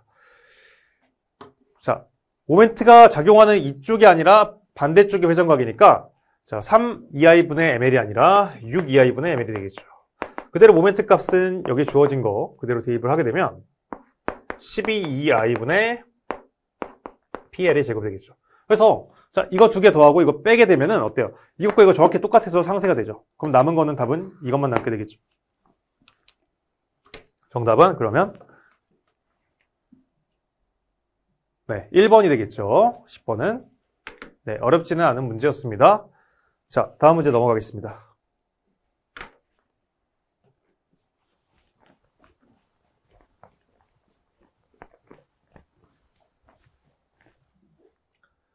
자, EF 부재력의 크기를 구하라 라고 했습니다. 자, 여러 가지 방법이 있는데요. 자, 크게 절전법 그리고 단면법이 있습니다. 근데 여기서 어떤 방법을 쓰는 게 좋겠어요? 한 번에 구하는 게 좋으니까. 자, 지점과 바로 붙어있는 부재는 제가 절전법을 쓰는 게 빠르다고 말씀을 드렸고, 근데 이건 어때요? 정확히 딱 가운데 있어요. 그렇기 때문에 절전법을 써서 나가게 되면 최소 한 3번은 좀 계산 과정을 거치셔야 됩니다. 시간이 오래 걸린다는 거죠. 그래서 이거는 무조건 단면법을 쓰는 게 맞습니다. 자, 단면법을 쓸 건데 그럼 일단은 단면을 정해야겠죠. 자를 단면. 근데 어떻게 잘라요? 그러면 일단 우리가 이걸 구해야 되니까 이걸 포함시키게끔 잘라야 되는데 처음부터 끝까지 쭉 늘어지도록 쭉 늘어지도록 잘라야 되고 그리고 EF를 지나는 단면으로 잘라야겠죠. 이렇게 이런 식으로. 근데 어때요? 최소한으로 부재를 지나도록 잘라야겠죠. 그럼 어떻게 잘라야겠어요? 이렇게 자르면 되겠죠. 자, 우리가 자를 단면을 설정했어요. 그럼 그 다음으로 우리가 설정할 거는 이 단면의 왼쪽을 선택할지 오른쪽을 선택할지를 우리가 결정을 해야 됩니다. 그래서 선택한 쪽에서 우리가 평행 방정식을 통해서 해석을 할 건데 자, 이렇게 자른 다음에 만약 오른쪽을 선택했다면 어때요? 우리가 여기 반력을 구해야 돼요. 근데 여기 반력은 지금 딱 봐도 자, 이 경사각도 막 있고요. 좀 더 복잡해요. 그래서 딱 봐도 우린 이 자른 단면에 왼쪽 절편을 택하는 게 훨씬 빠르다는 걸 바로 파악할 수가 있어요. 그래서 왼쪽을 택할 거고요. 거기서 이제 우리가 구할 거는 자, EF의 부재 여기를 구할 거죠. 근데 우리가 왼쪽을 우리 선택했으니까 자른 다음에 어때요? 왼쪽으로 딱 붙이라고 했죠. 그래서 여기에 걸쳐져 있는 부재에서 바로 그 왼쪽 절점으로 딱 붙입니다. 즉 이쪽으로 쫙 붙인다는 거죠. 즉 우리가 이제 구해야 될 미지력은 이 단면에 걸쳐져 있는 하나, 두 개, 세 개의 부재력이 되겠는데 이 절점에서 반드시 나오면 안 되고요. 이쪽으로 딱 붙였으니까 반드시 이쪽과 여기서 나오는 힘을 미지력으로 해야 됩니다. 즉 미지력은 바로 1개, 2개, 3개가 된다는 거죠. 자, 압축력으로 가정하든 인장력으로 가정하든 상관은 없습니다. 어차피 결과는 부호가 알맞게 맞춰져서 나오기 때문에 가정한 방향은 상관없어요. 저는 일반적으로 그냥 전부 다 인장력으로 가정하고 푼다고 말씀을 드렸죠. 네. 그래서 여기서 이제 우리가 구해야 될 거는 이것만 구하면 되죠. 그러면 일단 걸쳐져 있는 미지력 2개, 하나, 2개, 3개 중에서 자, 2개는 우리가 무시할 수 있고 이것만이 평형 방정식에 포함이 되는 그러한 절점을 잡으라고 했죠. 그게 뭐가 있겠어요?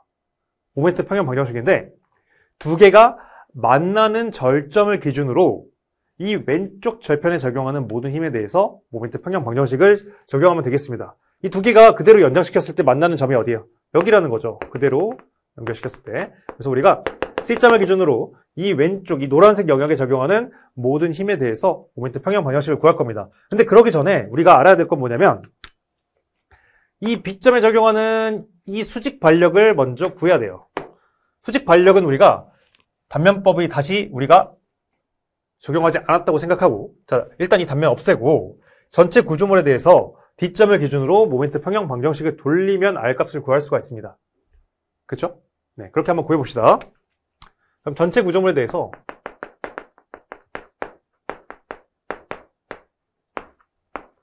자, D점을 기준으로 우리가 모멘트 평형 방정식을 돌리면 당연히 0이 나와야겠고요. 그 합은 자, 그럼 여기 반력을 R이라고 했으니까 자, 모멘트 평형 방정식 써봅시다. 자, 그럼 D점을 기준으로 2에 의해서 발생한 모멘트는 2 곱하기 여기서부터 여기까지 팔 길이 자, 36 그리고 4kN 곱하기 여기서부터 여기까지 팔 길이 24 플러스 여기 4 곱하기 여기서부터 여기까지 팔 길이 12 이거는 이제 뭐랑 똑같아야겠어요? 반대 방향으로 발생한 모멘트 R 곱하기 여기서부터 여기까지 팔 길이 24랑 똑같이 나와야지만 딱 서로 모멘트가 상쇄가 되면서 그 합이 0이 된다는 거죠. 자, 그럼 전부 다 우리가 12로 나눠줘 봅시다.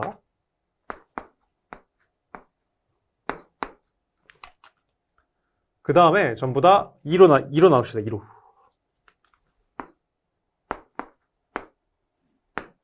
그럼 남은 거는 자 3과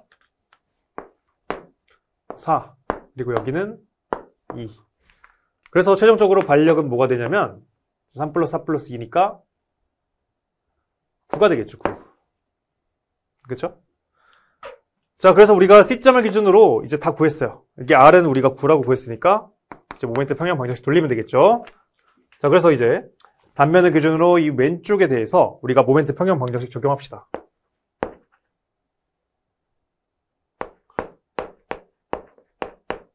그럼 마찬가지로 여기서도 그 합은 0이 돼야 되겠죠.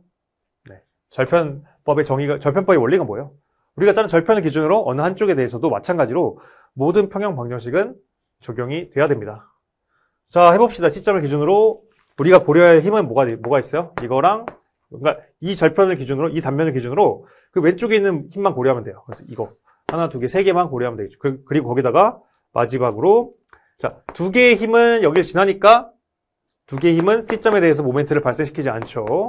그래서 우리가 이걸 모멘트 평형 방정식에 고려할 필요가 없고 우리가 고려할 거는 이 힘에 의한 모멘트만 고려하면 되겠죠. 그래서 이 힘을 우리가 자 P라고 하겠습니다. 네. 그래서 P만 고려하면 되겠어요. 그래서 하나, 두 개, 세 개, 네 개만 고려하면 되겠죠. 자, C점에 대해서 모멘트 평형 방정식 돌려봅시다. 자, 먼저 이 힘 2에 의해서 C점에 발생하는 모멘트 크기는 이 방향으로 반시계 방향으로 2 곱하기 여기서부터 여기까지 팔 길이 24 2 곱하기 24 그 다음에 자 4에 의해서는 C점에 4 곱하기 12만큼 빼기 이제 반대 방향으로 발생하죠 모멘트가 네. 반력 R에 의해서는 C점에 시계 방향으로 9 곱하기 12만큼 발생하고요. 그리고 우리가 구하려는 힘 F2 부재력 P에 의해서 C점에 발생하는 모멘트는 P 곱하기 여기서부터 여기까지의 팔 길이 9가 되겠죠. 는 0이 된다는 겁니다. 자, 그러면 이제 오른쪽 넘기면은 어때요? 넘기면은 그냥 이거는 P 곱하기 9가 되겠죠. 자, 여기서 우리가 해봅시다. 계산해봅시다. 먼저 이거랑 이거 계산하면은 자, 4랑 9니까 마이너스 5 곱하기 12가 돼요. 지금 마이너스 60이 됩니다. 마이너스 60이 되겠고, 이건 몇이 돼요? 48, 그쵸? 48 빼기 60이 되는데, 이건 뭐가 되냐면, 마이너스 12가 되겠죠. 마이너스 12는, 자, p 곱하기 9가 된다는 거죠. 그럼 최종적으로 우리가 구해야 될 p는 뭐가 되냐면, 마이너스 9분의 12니까, 마이너스 3분의 4가 된다는 겁니다. 자, 근데 p가 맨 처음에 제가 인장력으로 가정을 했어요. 근데 인장력으로 가정했는데 마이너스가 나왔다는 거는, 실질적으로 이제, 우리 계산해보니까 제가 구해야 될 힘, p, 즉, EF 부재력은 압축으로 3분의 4만큼 나온다는 것을 알 수가 있다는 거죠. 그래서 정답은 3분의 4 압축이 되겠죠. 그럼 몇 번이에요? 네, 3번이 되겠죠. 네. 자, 다음 문제 넘어가겠습니다.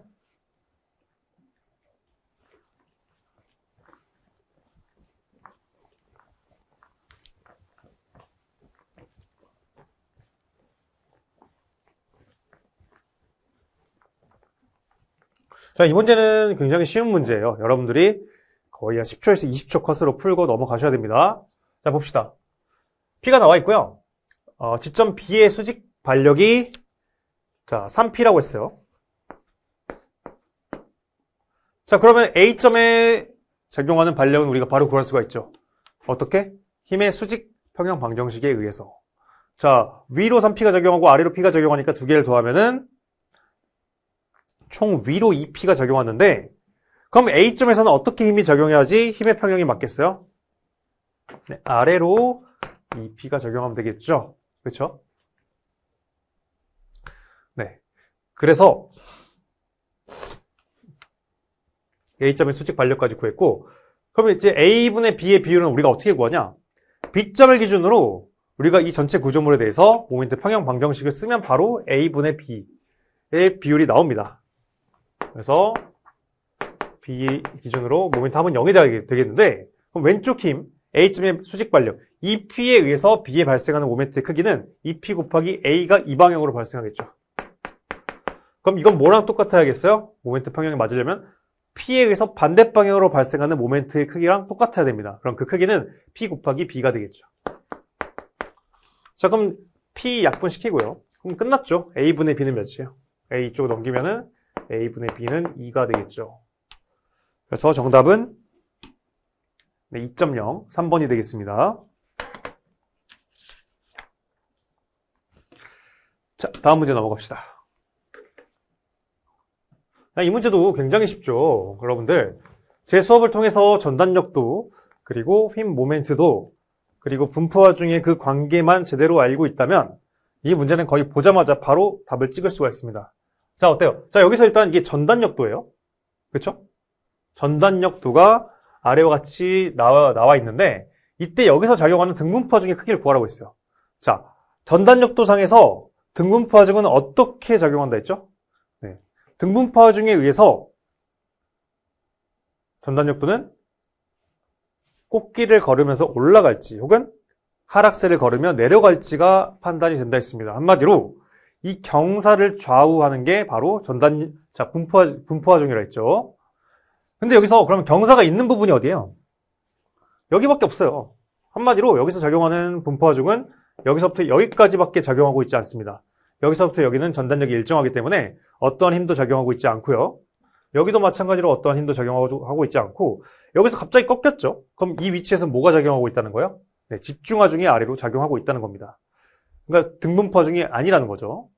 여기서는 일정하니까 어떠한 힘도 작용하고 있지 않고, 그럼 여기서 등분포화 중에 작용하는 구간은 유일하게 경사가 있는 여기서부터 여기까지 구간이라는 걸 우리가 알 수가 있겠고, 그러면 이 구간에서 자, 등분포화 중 크기는 우리가 뭐라고 했어요? 이 전단력도에서 경사라고 했죠. 한마디로 우리는 이 경사의 크기만 구하면 돼요. 경사의 크기 어떻게 구해요? 이렇게 삼각형을 그렸을 때 밑변분의 높이가 되겠죠. 밑변은 몇이에요? 10m.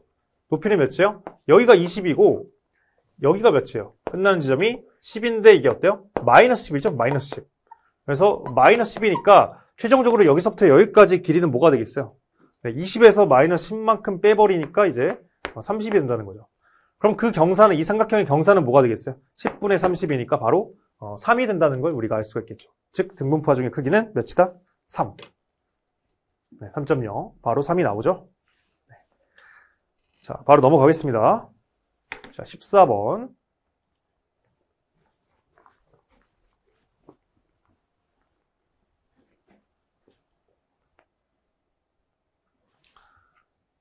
자, 봅시다.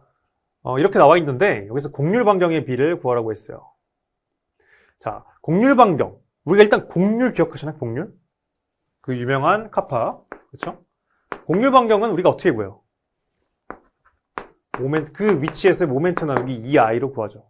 근데 곡률 반경은 뭐예요? 곡률 반경은 곡률의 역수가 돼요. 그럼 곡률은 뭐가 돼요? 곡률 반경의 역수가 된다는 겁니다.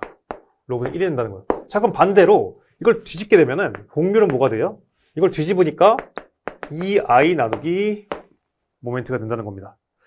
자, 근데 여기서 보시면 휘응강성 2i가 A나 C나 B나 전부 다 일정해요. 그러니까 결론적으로 두 지점 사이에 곡률 반경의 B는 뭐가 되겠어요? 네, 모멘트의 역수비가 된다는 겁니다. 어차피 2i는 상쇄가 되니까. 그래서 우리가 구해야 될 건 뭐예요? A, C, B의 모멘트만 구하면 돼요. 네. A점의 모멘트는 뭐예요? 네. 여기 전체 합력 W 곱하기 L 곱하기 전체 합력이 이렇게 W 곱하기 L만큼 발생하는데 이 힘에 의해서 A점이 발생하는 힘은 모멘트는 WL 곱하기 여기서부터 여기까지. 자, 작용점이 어때요? 정확히 이 사각형, 분포화중 사각형의 정확히 딱 가운데 위치한다는 거죠.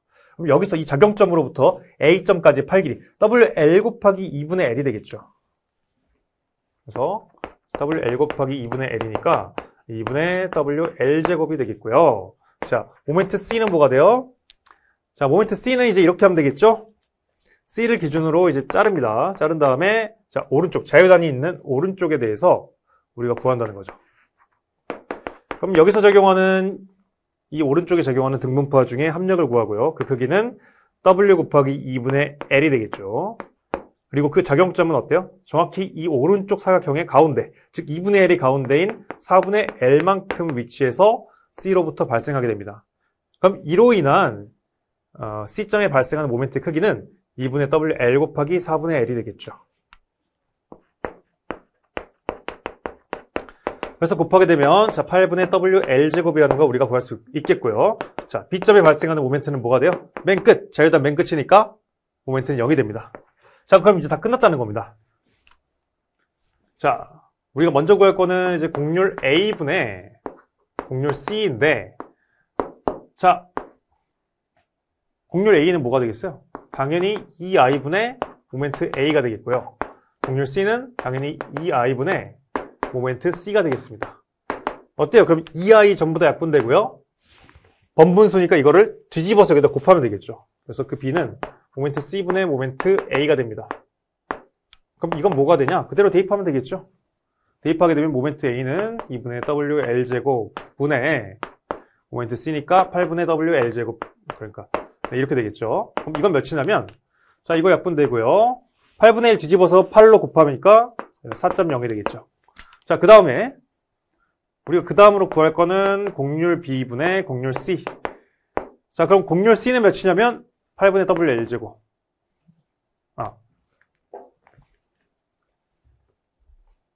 자,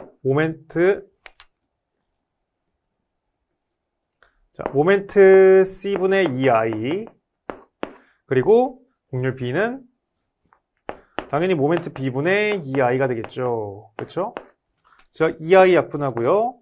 근데 자, 보세요. 그럼 이게 어떻게 되냐면 모멘트 C분의 모멘트 B가 번분수로 뒤집어져서 이렇게 곱해지게 되는데 모멘트 B가 몇이에요?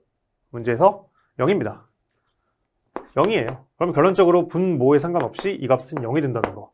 그래서 답은 4와 0이 되겠죠.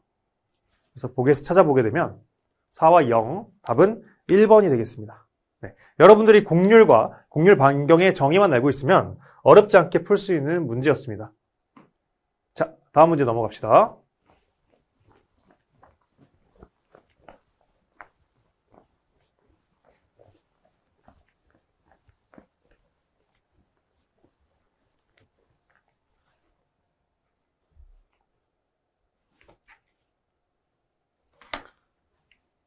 자, 이점의 정 모멘트가 가장 큰 것은 이라고 했어요. 자, 약간 좀 어려울 수 있는 문제인데, 자, 여러분들이 조금만 기본적으로 생각을 해보면은, 그래도 좀 센스 있는 사람은 좀 풀 수 있는 문제입니다. 자, 일단 봅시다. 일단 이게 여러분들, 평형 방정식만으로 해결할 수 없는 거는 여러분들 이제 좀 아시겠죠? 이건 부정전 구조물이에요. 자, 지점 3개가 없다고 생각하고, 오른쪽 고정단에 캔틸레버만 있다고 생각하고, 그럼 어때요? 저거 딱 정전 구조물이죠? 평형 방정식으로 딱 해결할 수 있는 수준입니다. 근데 그 상태에서 지점 반력이 3개가 추가가 됐으니까 이거는 3차 부정정이에요. 한마디로 우리가 평형 방정식으로 구할 수가 없습니다. 자, 우리가 계산기를 쓸 수가 없는데 이거 어떻게 구하냐는 거죠. 하중이 이렇게 나와 있을 때. 그러니까 여기서 요구하는 건 뭐예요? 여러분들의 어떤 역학적인 센스를 물어보는 겁니다. 일일이 각 하중에 대해서 구하라는 게 아니에요. 자, 그럼 우리가 어떻게 구할 수 있냐? 자, 보기를 보시면은 차이가 나는 건 뭐냐면, 자, 등분포 하중이 작용하는데 그 구간이 여기에 위치하는지, BC에 위치하는지, CD에 위치하는지, 이것만 차이가 있어요. 그럼 우리는 그 세 가지에 대해서 과연 저 이점에, 자, 정 모멘트가 어떻게 발생하는지 세 가지로 나누어서 살펴보면 되겠죠. 자, 근데 그 전에 우리가 먼저 살펴볼 거는 이점에 정 모멘트라 했어요. 즉, 부 모멘트가 아니라 정 모멘트. 즉, 이점에 플러스 모멘트로 최대가 발생할 때, 최대 발생할 때 물어본 거예요. 한마디로 플러스 모멘트가 발생하는 그 하중의 분포를 구하면 되겠습니다. 자, 플러스 모멘트가 발생한다는 것은 무슨 뜻이에요? 자, 단순보에서 봅시다. 단순보에서 어떤 하중에 의해서, 자, 이게 플러스, 자, 가운데에 플러스가 모멘트가 발생하려면 어떻게 돼요? 보통 우리가 아는 거는 이렇게 하중이 발생하거나 혹은 하중이 아무튼 이렇게 아래로 좀 발생할 때 가운데 모멘트가 다 플러스잖아요. 플러스 모멘트니까 이게 바로 정 모멘트죠. 그럼 이때 보의 형상이 어떻게 비어요? 전부 다 이렇게 비어요, 이렇게. 그래서 자, 우린 여기서 정 모멘트가 발생한다는 걸 어떻게 할 수 있냐면 이 보의 형상이, 휘는 형상이 아래로 휘는지 위로 휘는지를 통해서 파악을 할 수가 있다는 거예요. 자, 반대로 생각을 해봅시다. 그래서 여기서는 모멘트가 플러스라는 거 우리가 파악을 했죠. 그러니까 여기서 기억할 건 뭐예요? 보의 형상이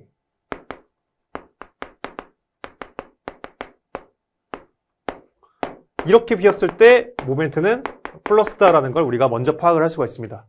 자, 그럼 그 다음으로 반대로 한번 생각을 해봅시다. 이번엔 하중이 이렇게 아래에서 위로 발생해요. 혹은 여기서도 이렇게 발생해요. 여러분들이 이거 해보셨을지 안 해보셨을지 모르겠지만 이렇게 이 상태에서 여러분들이 여기 모멘트를 구하잖아요. 그럼 마이너스가 나와요. 모멘트가 마이너스가 나옵니다. 그럼 이때는 보의 형상이 어떻게 돼요?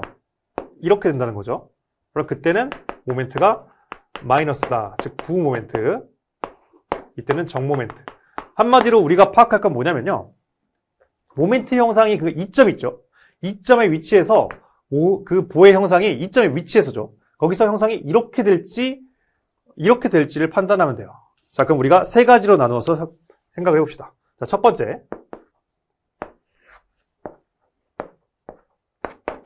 자, 먼저 하중이 이렇게만 나와 있을 때 상식적으로 생각해봐요. 상식적으로. 어렵게 생각하지 말고. 여기 위치, 수직 위치 고정되어 있어요. 자, 이게 자연스러운 어떤 뭐랄까요? 유연한 고무 막대라고 생각을 해봅시다. 고무 막대.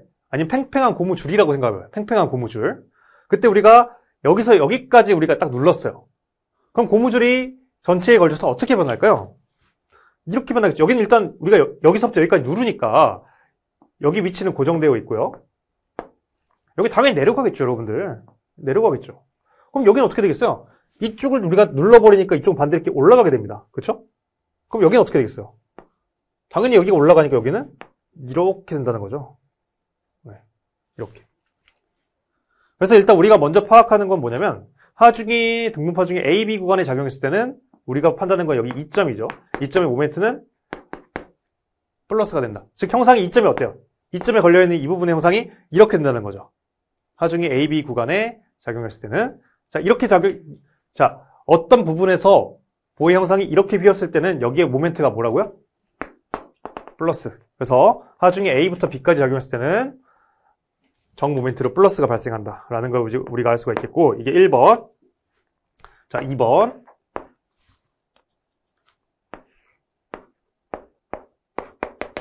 이번에는 우리가 등분파중이 정확히 딱 여기 BC에 작용했을 때 마찬가지로 상식적으로 생각을 해봅시다. 자, 여기 수직 위치가 고정이 되어 있고요. 그리고 팽팽한 고무줄이 여기 달려 있어요. 근데 우리가 가운데 부분을 쫙 눌렀어요. 그럼 어떻게 되겠어요? 당연히 이 부분은 이렇게 내려가겠죠. 그럼 어때요? 인접한 부분은 당연히 이렇게 꺾이게 된다는 거죠. 여기도 어때요? 이렇게 되면서 이렇게 되겠죠. 그렇죠? 근데 우리가 눈여겹게 봐야 될 포인트는 어디야? 2가 여기 있죠, 2가. 그러니까 2가 이제 어때요? 이번에는 아래로 휘는 게 아니라 위로 된다는 거죠. 즉, 이 형상이 된다는 겁니다. 그럼 이때, 즉, 분파중이 BC에만 작용하게 될 때는 이 점의 모멘트는 어떻게 된다고요? 네, 이 형상이 이렇게 되니까 마이너스가 된다는 겁니다. 마이너스가. 네. 마지막 세 번째.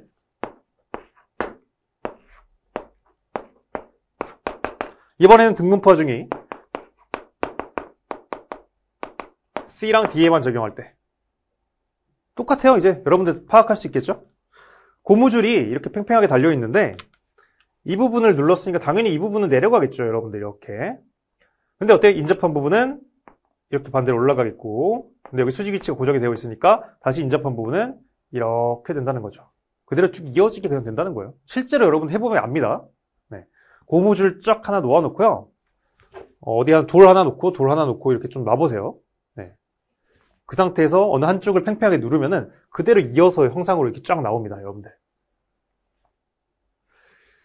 자, 근데 우리가 여기서 눈여겨봐야 될 부분은 어디라고요? 여기. 이 점 여기라고요. 자, 이 점이 어떻게 돼요? 아래로 비어요? 위로 비어요? 아래로 비죠. 근데 우리가 아래로 빌 때는 모멘트가 어떻게 발생한다고요?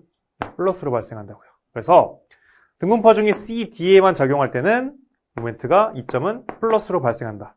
자, 그러면 등분파중이 이제 우리는 자, 여기 구간 세 군데 중에 어느 부분에 존재할지를 우리가 살펴봐야 되는데 어느 부분에 적용하면 되겠어요?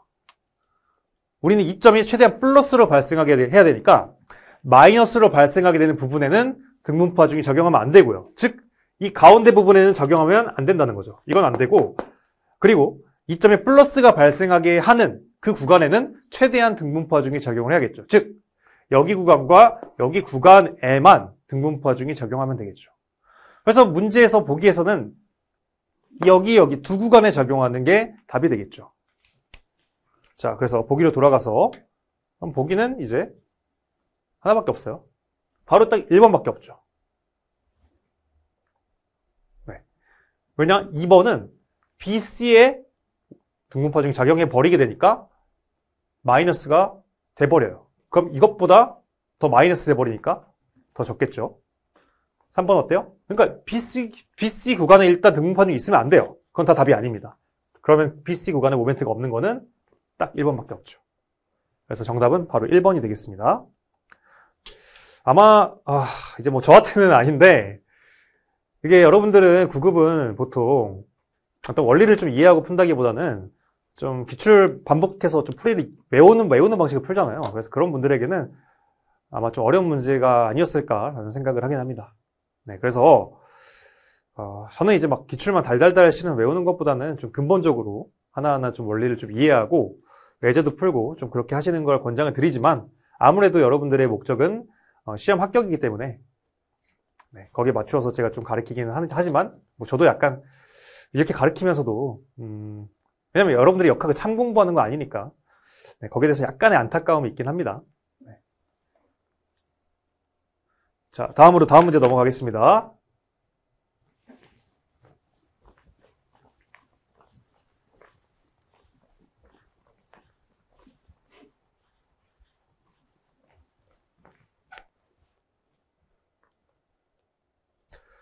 자, 봅시다. 16번.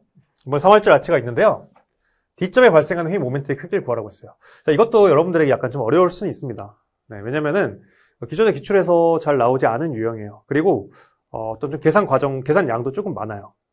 그래서 이걸 보자마자 좀 감이 안 잡힌다. 그러면 일단은 실제 시험장에서는 바로 좀 넘어가길 권장드려요. 하지만 이제 천천히 좀 풀이를 해드리긴 할게요. 어떻게 하면 되겠어요? 뒷점의 어떤 휘 모멘트를 구하는 거니까 여기서 가장 가까운 쪽의 반력, 여기 반력을 구하고요. 그 다음에 마찬가지입니다. 자, 어떤 부에서 우리가 어떤 그 중간의 휘 모멘트를 구하기 위해서는 어때요? 네, D를 기준으로 자른 다음에 왼쪽 혹은 오른쪽을 택하고 그 자른 절편에 대해서 작용하는 모든 반력과 힘을 표시한 다음에 거기에 의해서 D점이 발생하는 그 모멘트를 구하면 되겠죠. 여기도 똑같이 하면 돼요. 자, 그럼 먼저 뭘 해야겠어요? H점의 반력을 먼저 구해야겠죠? 반력은 이렇게 발생하겠고, 자, 삼할줄 아치에서는 힘을 위에서 아래로 누르게 되면은 반력은, 자, 이게 힌지가 없다면은 위에서 누르면 이렇게 쫙 펼쳐나가겠죠? 근데 그거를 이 힌지가 막고 있으니까 저항력의 방향은 이렇게 수평력이 발생할 겁니다. 그래서 이렇게 발생한다는 걸 우리가 알 수가 있겠고요. 자, 먼저 우리가 수직력은 바로 알 수가 있어요. 왜냐면 대칭 구조물이죠. 대칭 구조물이기 때문에 자, A와 B에서 수직 불력은 정확히 위에서 아래로 작용하는 이 하중을 절반씩 나눠 가집니다. 절반씩 나눠 가지게 되면은 자, 여기 총 합력이 20 곱하기 전체 길이 16이 되겠죠. 근데 그걸 절반씩 나눠 가지니까 20 곱하기 8이 되겠죠. 그래서 160만큼 수직력이 발생하겠고요. 그럼 우리가 그 다음에 여기 수평력을 구해야 되는데 수평력은 어떻게 구해요? 가운데 C점, 그 내부 힌지가 있죠. 그 내부 힌지 기준으로 우리가 자른 다음에 여기 기준으로 왼쪽 절편에 대해서 우리가 평형 방정식을 돌리면은 여기 수평 불력 H를 구할 수가 있습니다. 자, 한번 해볼게요. 그래서 C를 기준으로 왼쪽에 대해서 우리가 평형 방정식을 돌리게 되면은 그 합은 0이 되겠고요. 자, 여기서 그럼 수직 불력, 여기서 작용하는 이제 왼쪽에 작용하는 총 등분파 중에 합력은 뭐가 될까요? 20 곱하기 여기서부터 여기까지의 길이니까 8, 즉 160이 되겠고 그 작용점은 정확히 이 왼쪽 절반 사각형의 절반이 되겠죠. 즉 8의 절반인 4가 되겠습니다. 자, 그럼 이제 C점에 대해서 우리가 모멘트 평형 방정식 바로 구성할 수가 있습니다. 자, 첫 번째로 이렇게 발생하는 모멘트의 크기는 160 곱하기 여기서부터 여기까지의 팔 길이 8이 되겠죠.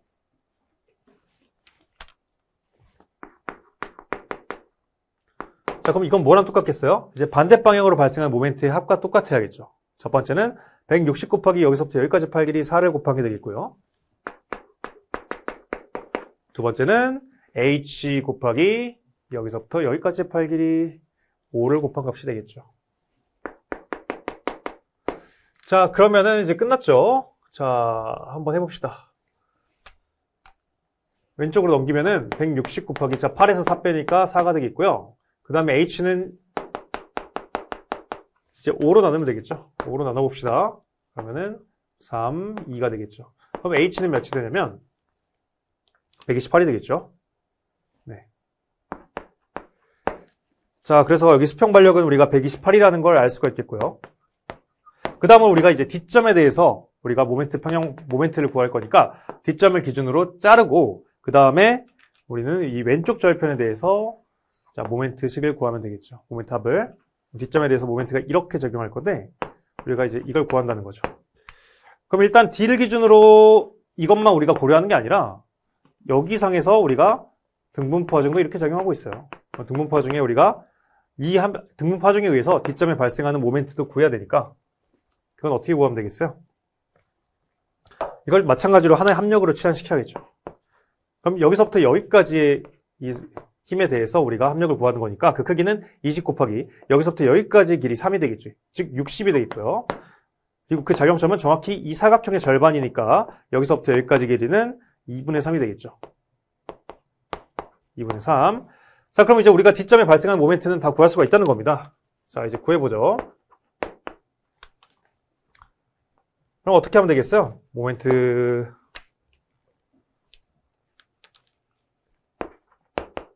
D는 자, 우리가 이 방향을 플러스 했으니까 우리가 왼쪽 힘에 의해서 평형을 맞추려면 이 방향으로 D에 대해서 이 방향으로 발생하는 모멘트가 플러스가 되겠죠. 그 모멘트는 160에 의해서 발생하는 모멘트입니다.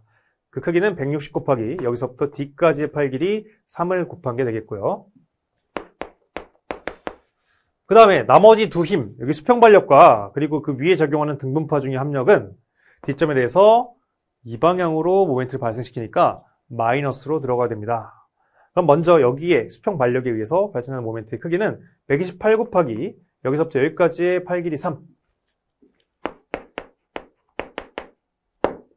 빼기 등분파 중에 합력 60 곱하기 여기서부터 여기까지 팔 길이 2분의 3을 곱한 걸 빼주면 되겠죠. 자, 봅시다. 뭔가 어려워 보이죠? 근데 복잡해 보이는데 그렇지 않습니다. 자, 해봅시다. 약분해 보면 30이에요. 그럼 3으로 묶습니다. 3으로 묶게 되면 160이죠. 160에서 우리가 뭘 빼냐면 자, 128 빼고요. 그 다음에 30 빼면 되겠죠. 두 개 더하면 몇이냐면 158이에요. 160에서 158 빼니까 2가 되겠죠. 그래서 이 값은 2라는 걸 알 수가 있어요. 그럼 3 곱하기 2니까 답은 의외로 간단하게 6이 딱 나오게 되겠죠. 그래서 D점에 발생하는 핀 모멘트는 6이 되겠습니다. 정답은 그래서 3번이 되겠죠. 자, 다음 문제 넘어가겠습니다. 그러니까 삼할철 아치도 여러분들이 복잡하게 생각하지 말고 그냥 일반 보처럼 생각하면 돼요. 네.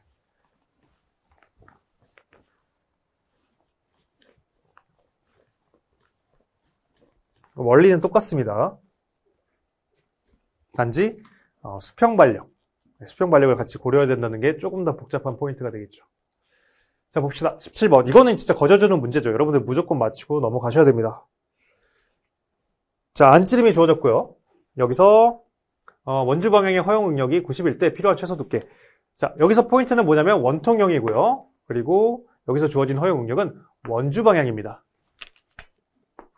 그러니까 이 내부가 꽉 차 있을 때, 가스나 물로 꽉 차 있을 때 우리가 크게 구하는 응력의 방향은 두 가지가 있죠. 첫 번째는 원통의 길이 방향, 두 번째는 원주 방향, 즉 이 원의 지름 방향. 이렇게. 근데 여기서 문제에 주어진 건 이거죠. 자, 원주 방향의 응력은 우리가 어떻게 구해요? T분의 P 곱하기 R로 구합니다. 근데 여기서 이 응력이 최대로 발생할 수 있는 응력이 90이라고 나왔고요. 90메가파스칼이죠. 그럼 그대로 문제에서 주어진 수치 대입하면 됩니다. 문제에서 주어진 그 내부 압력이 3메가파스칼이 나왔고요.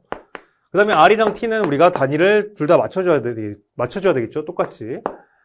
이 R은 그 원통의 내부 반지름을 쓰는데 안지름이 420이라고 나왔으니까 그 내부 반지름은 뭐가 되겠어요? 안지름의 절반인 210이 되겠죠. 210mm. 당연히 그 두께도 우리가 밀리미터로 구해야 됩니다. 근데 우리가 구해야 될 게 이 두께죠. 그래서 식은 끝났어요. 이 식 풀면 바로 두께 나옵니다. 자, 약분하면은 30 되겠고, 약분하면은 7이 되겠죠. 그래서 T 이쪽으로 넘기면은 최종적으로 두께는 7mm가 되겠습니다. 그래서 정답은 몇 번? 네, 2번이 되겠죠. 네. 쉬운 문제였습니다, 이거는. 자, 다음으로 18번 넘어갑시다. 18번도 어려운 문제가 아니죠, 여러분들. 바로 풀고 넘어가셔야 됩니다.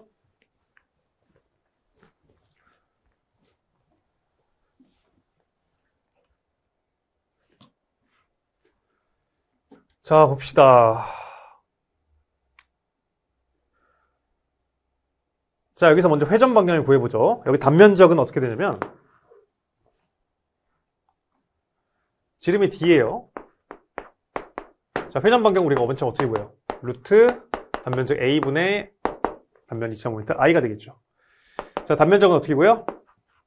1에서 4분의 파이 D의 제곱 분의 이 원의 단면적, 원의 2차 단면 모멘트 혹은 관성 모멘트는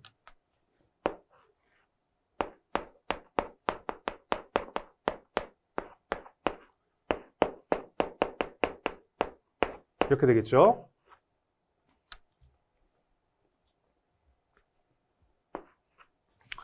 자, 파이 약분하고요. 그 다음에 D 약분해서 D의 제곱이 되겠고, 그럼 문제는 이거 어떻게 되냐면, 이거 4분의 1을 그대로 넘겨요. 위로. 번분수로. 그럼 곱하기 4가 되겠죠. 그래서, 64분의 4 곱하기 D의 제곱이 되겠습니다. 그럼 이건 몇이요? 16이 되겠으니까, 루트 풀면은 4분의 D가 되겠죠. 네, 그래서 회전 반경은 4분의 D가 맞습니다. 자, 그 다음으로 유효세장비. 유효세장비는 우리가 어떻게 구해요?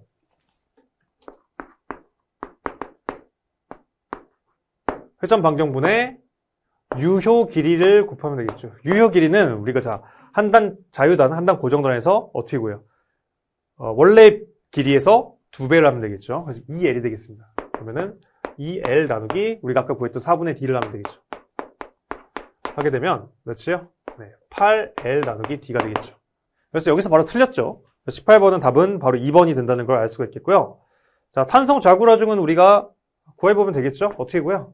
네, 파이 제곱 2i 나누기 유효 길이의 제곱인데 여기서 유효 길이는 아까 2L의 제곱이라 했죠.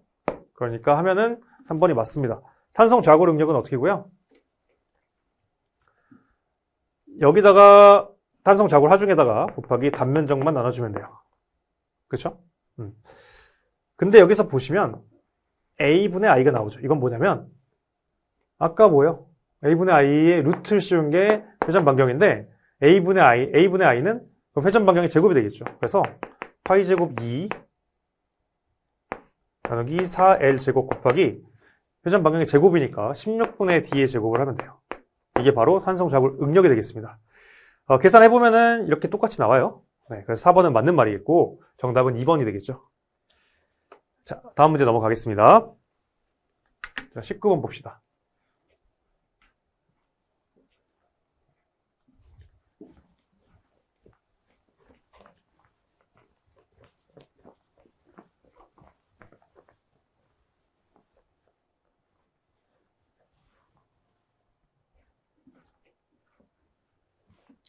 자, C점에서 수직 처짐. 자, 어떤 중간의 구조물에서 중간 위치에서 처짐을 구하려면 제가 어떻게 해야 된다 했어요? 네. 여기를 기준으로 잘라 본 다음에, 왼쪽 구조물이나 오른쪽 구조물 중에서 그 자체만으로 정정과 안정을 유지하는 상태의 구조물이 있다면, 그럼 그 구조물 상태에서 해당하는 C점의 처짐을 구하면 그게 최종적인 C점의 처짐이 된다 했죠. 자, 봅시다. 자, C점을 기준으로 잘랐어요. 자, 먼저 C, B를 보면은 어때요? 안정 구조물인가요? 정정 구조물인가요? 아니죠. 왜냐? C점은 자유롭게 위아래로 올라갔다 내려갈 수 있는 그냥 자유단처럼 봐야 돼요. 한쪽이 자유단, 한쪽이 롤러니까 이거는 불안정 구조물. 그래서 여기서는 처짐을 구할 수가 없습니다. 그럼 왼쪽을 볼까요? C가 자유단으로 간주한다면 A점은 고정단이니까 딱 캔틀랩으로 맞아서 정정 구조물이 되겠죠. 그럼 이 상태에서 즉 AC 이 부분만 떼어놓고 본 상태에서 C점의 처짐을 구하면 그게 바로 최종적인 C점의 처짐이 된다고 제가 수업 시간에 말씀을 드렸습니다. 자, 그래서 이제 우리는 왼쪽 상태에서 C점의 처짐을 바로 구하면 되겠는데 그때 우리가 고려할 건 뭐라고 했어요? 네. 그 오른쪽에서 그대로 C점을 통해서 왼쪽에 전달되는 하중만 좀 고려해 달라고 말씀을 드렸죠. 그래서 C점을 기준으로 잘라보면요. 이렇게 되겠고 이렇게 되겠죠. 그러면 C점에서는 힌지기 때문에 모멘트가 0이고요. 그럼 수직밖에 힘을 받지 못합니다. 여긴 롤러니까 당연히 이렇게 반력이 발생하겠고 2분의 1, 2분의 L이니까 즉 그냥 단순 보처럼 보면 돼요. 정 가운데에 집중하중이 작용했을 때 그러면 왼쪽과 오른쪽에서는 수직 반력을 정확히 여기에 절반인 3P만큼 받겠고요. 그럼 자, 내부 힌지로 연결되어 있으니까 오른쪽에서는 위로 3P를 받으니까 그 왼쪽 반대쪽에는 내부 힌지를 통해서 똑같은 크기로 반대 방향으로 힘이 이렇게 전달이 된다는 걸 알 수가 있겠고 자, 그럼 이제 끝났죠. 자, 캔틸레버에서 끝에 자유단 끝에 3P라는 하중이 작용했을 때 이 자유단 끝에 처짐을 구하면 돼요. 그럼 여기서의 처짐은 어떻게 돼요? 네, 3EI분의 여기서 작용하는 하중 3P 곱하기 여기서부터 여기까지 길이 2분의 L의 3승이 되겠죠. 자, 이거 그대로 정리하면요. 어떻게 돼요? 네, 8EI분의 PL의 3승이 되겠습니다. 그럼 정답은 몇 번이에요? 네, 1번이 되겠죠. 네, 어렵지 않은 문제였습니다. 자, 다음 문제 넘어갑시다.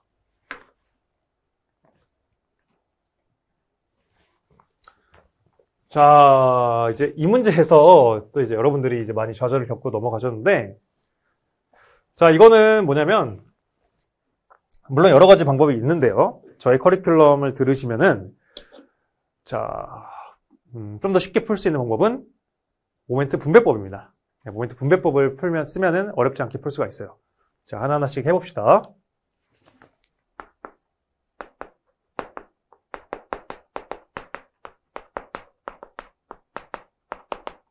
일단 여러분들 부정정 구조물인 건 알 수 있죠? 이거 평형 방정식으로 해결할 수 없는 거 바로 알고 자, 그럼 그 다음에 여러분들이 생각할 수 있는 건 크게 두 가지죠. 첫 번째는, 자, 변이일치법. 두 번째는, 모멘트 분배법. 왜냐? 제가 부정전 구조물을 해석하는 방법은 딱 그 두 개밖에 알려드리지 않았으니까. 근데, 어때요? 변이일치법은 제가 이 7급과 9급에서는 어디에 쓰라고 했어요? 1차 부정전 때만 가능하다고 말씀을 드렸습니다. 왜냐? 여러분들은 계산기가 없으니까. 그래서, 근데 어때요? 이건 2차 부정전이에요. 그렇기 때문에 변이일치법을 쓸 수가 없고요. 그럼 보자마자 바로 여러분들 바로 파악을 하셔야 됩니다. 제 수업을 들으신 분들은 이건 바로 모멘트 분배법을 써야겠구나. 자, 모멘트 분배법을 쓰면 되겠죠. 모멘트 분배법을 쓰기 위해서 첫 번째는 뭐예요? 첫 번째는 일단은 부재를 어떻게 쪼개야 될지는 알고 있죠, 여러분들. 네. 지점과 지점 간의 그 부분을 경계점으로 해서 쪼개야 됩니다. 즉 A, B랑 그리고 B, C 부재 이 두 개를 쪼갤 건데 그럼 A, B의 강성과 B, C의 강성 B를 먼저 산정합니다.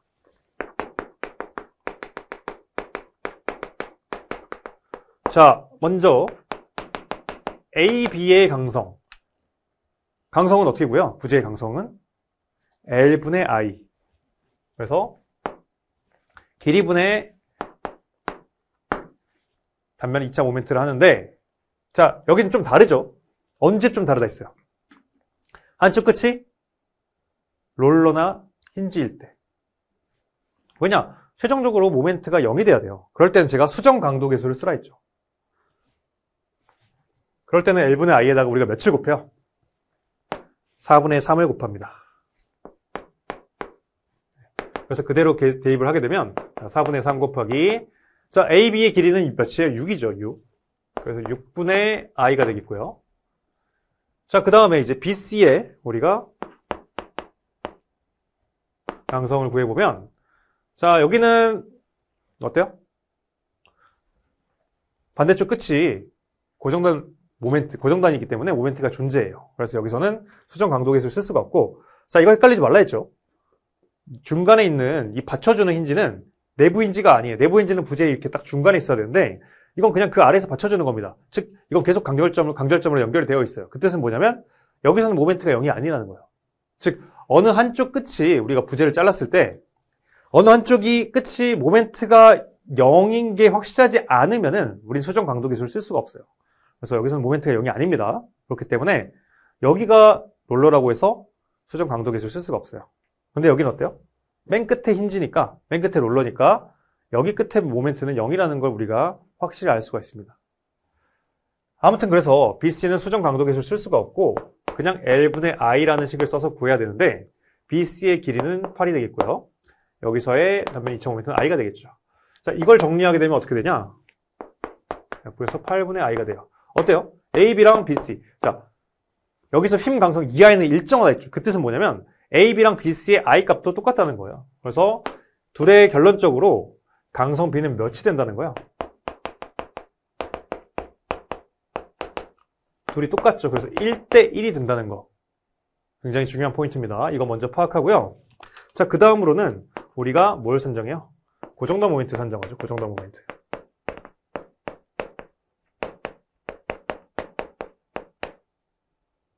자, 그럼 여기다 한번 합시다.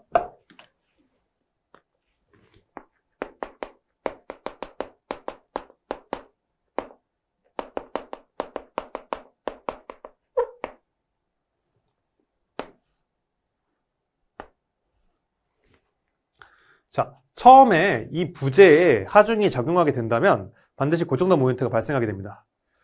자, 그럼 여기부터 먼저 해봅시다. 자, 이 전체 부재에 걸쳐서 등분포 하중이 작용할 때 그때 왼쪽에서는 고정단 모멘트가 몇이 발생한다고요? 12분의 여기가 W라고 한다면 W 곱하기 길이 L제곱만큼 발생하게 됩니다. 그리고 왼쪽은 마이너스만큼 발생한다 했죠? 그래서 여기서 발생하는 고정단 모멘트는 마이너스 12분의 8 곱하기 여기 전체 길이의 제곱, 6의 제곱이 되겠죠. 이걸 계산 한번 해보죠. 계산해보면은 6 역분되고요.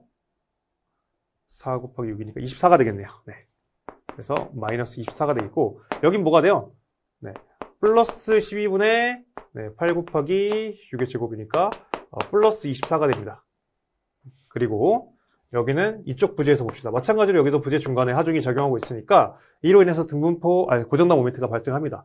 자, 왼쪽은 항상 마이너스, 오른쪽은 플러스입니다.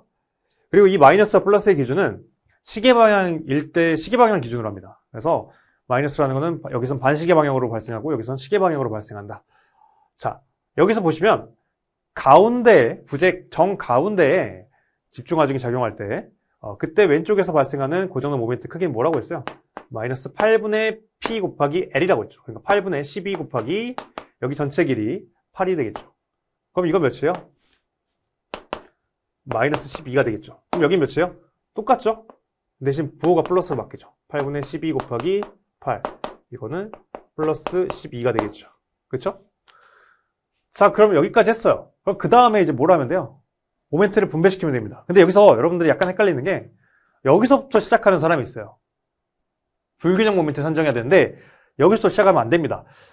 제가 수업 시간에 설명을 드리긴 했는데 항상 우리가 맨 끝에 힌지가 있다면요. 힌지나 롤러가 있다면 근데 거기에 처음에 어떤 고정단 모멘트가 있다면 우린 반드시 거기서부터 시작을 해야 됩니다.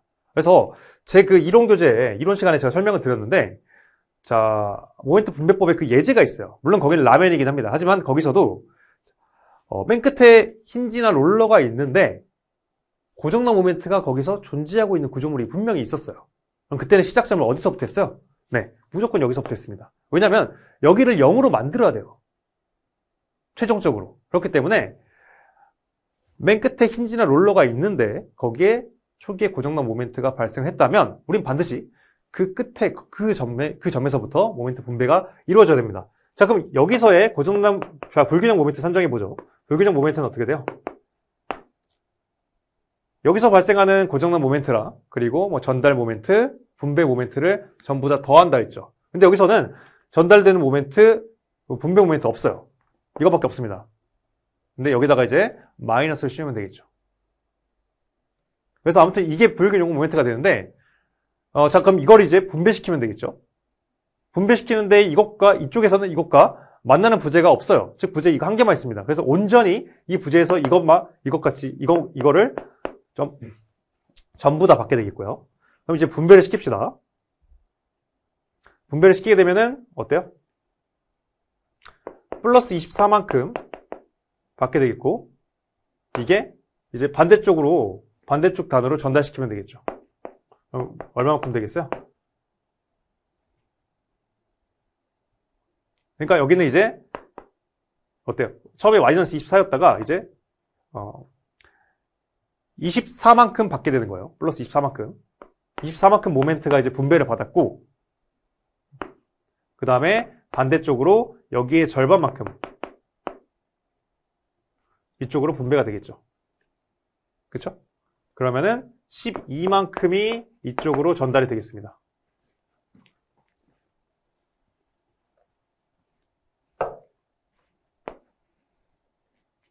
자, 그럼 그 다음으로 이제 이 절점에서 우리가 불균형 모멘트 산정해야 됩니다. 그러면 이 점에 모여있는 모멘트가 뭐가 있어요?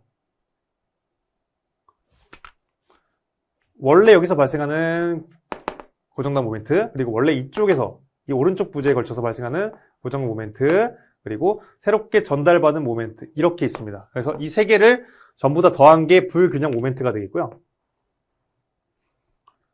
그러면은 자, 불균형 모멘트는 전부 다 더하니까 24가 되겠고 24를 이제 왼쪽 부재와 오른쪽 부재에 우리가 분배를 시켜야겠죠. 분배시킬 때는 여기에 마이너스를 붙인 다음에 우리가 이렇게 분배시킨다 했죠.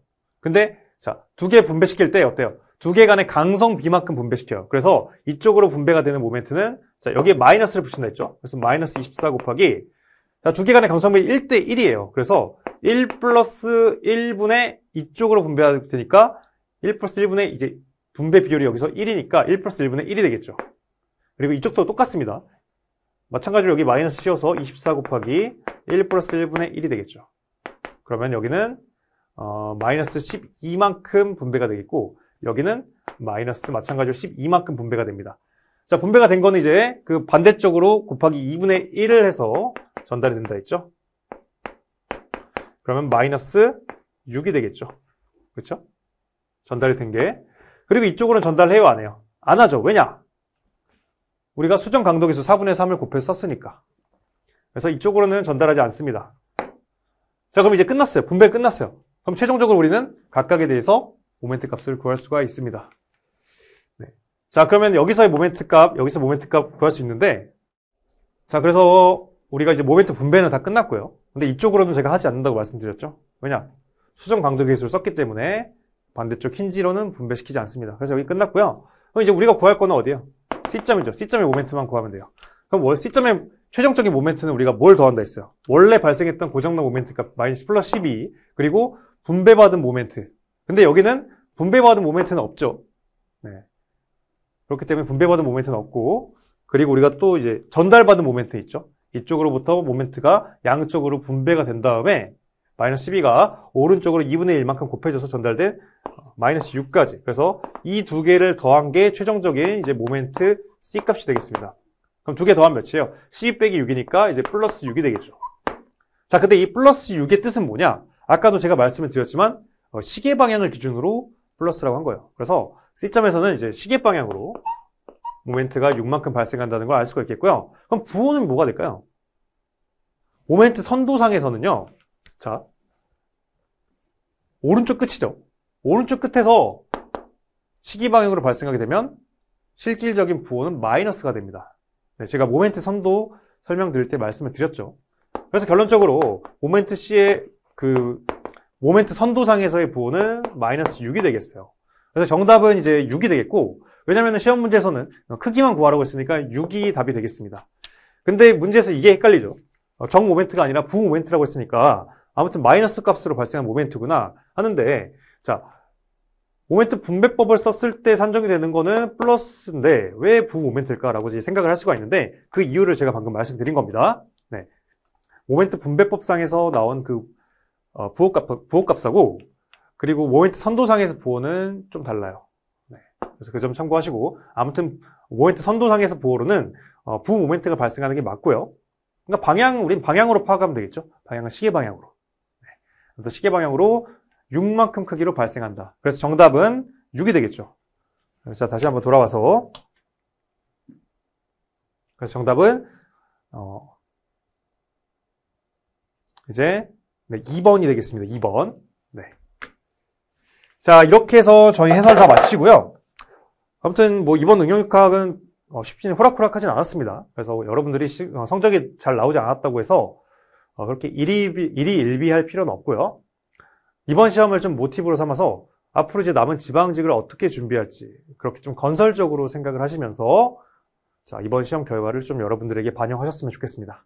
네, 여러분들 고생하셨고, 네, 이상으로 저희 국가직 2025년도 응용역학 해설 강의는 마치도록 하겠습니다. 네, 여러분들 고생하셨습니다.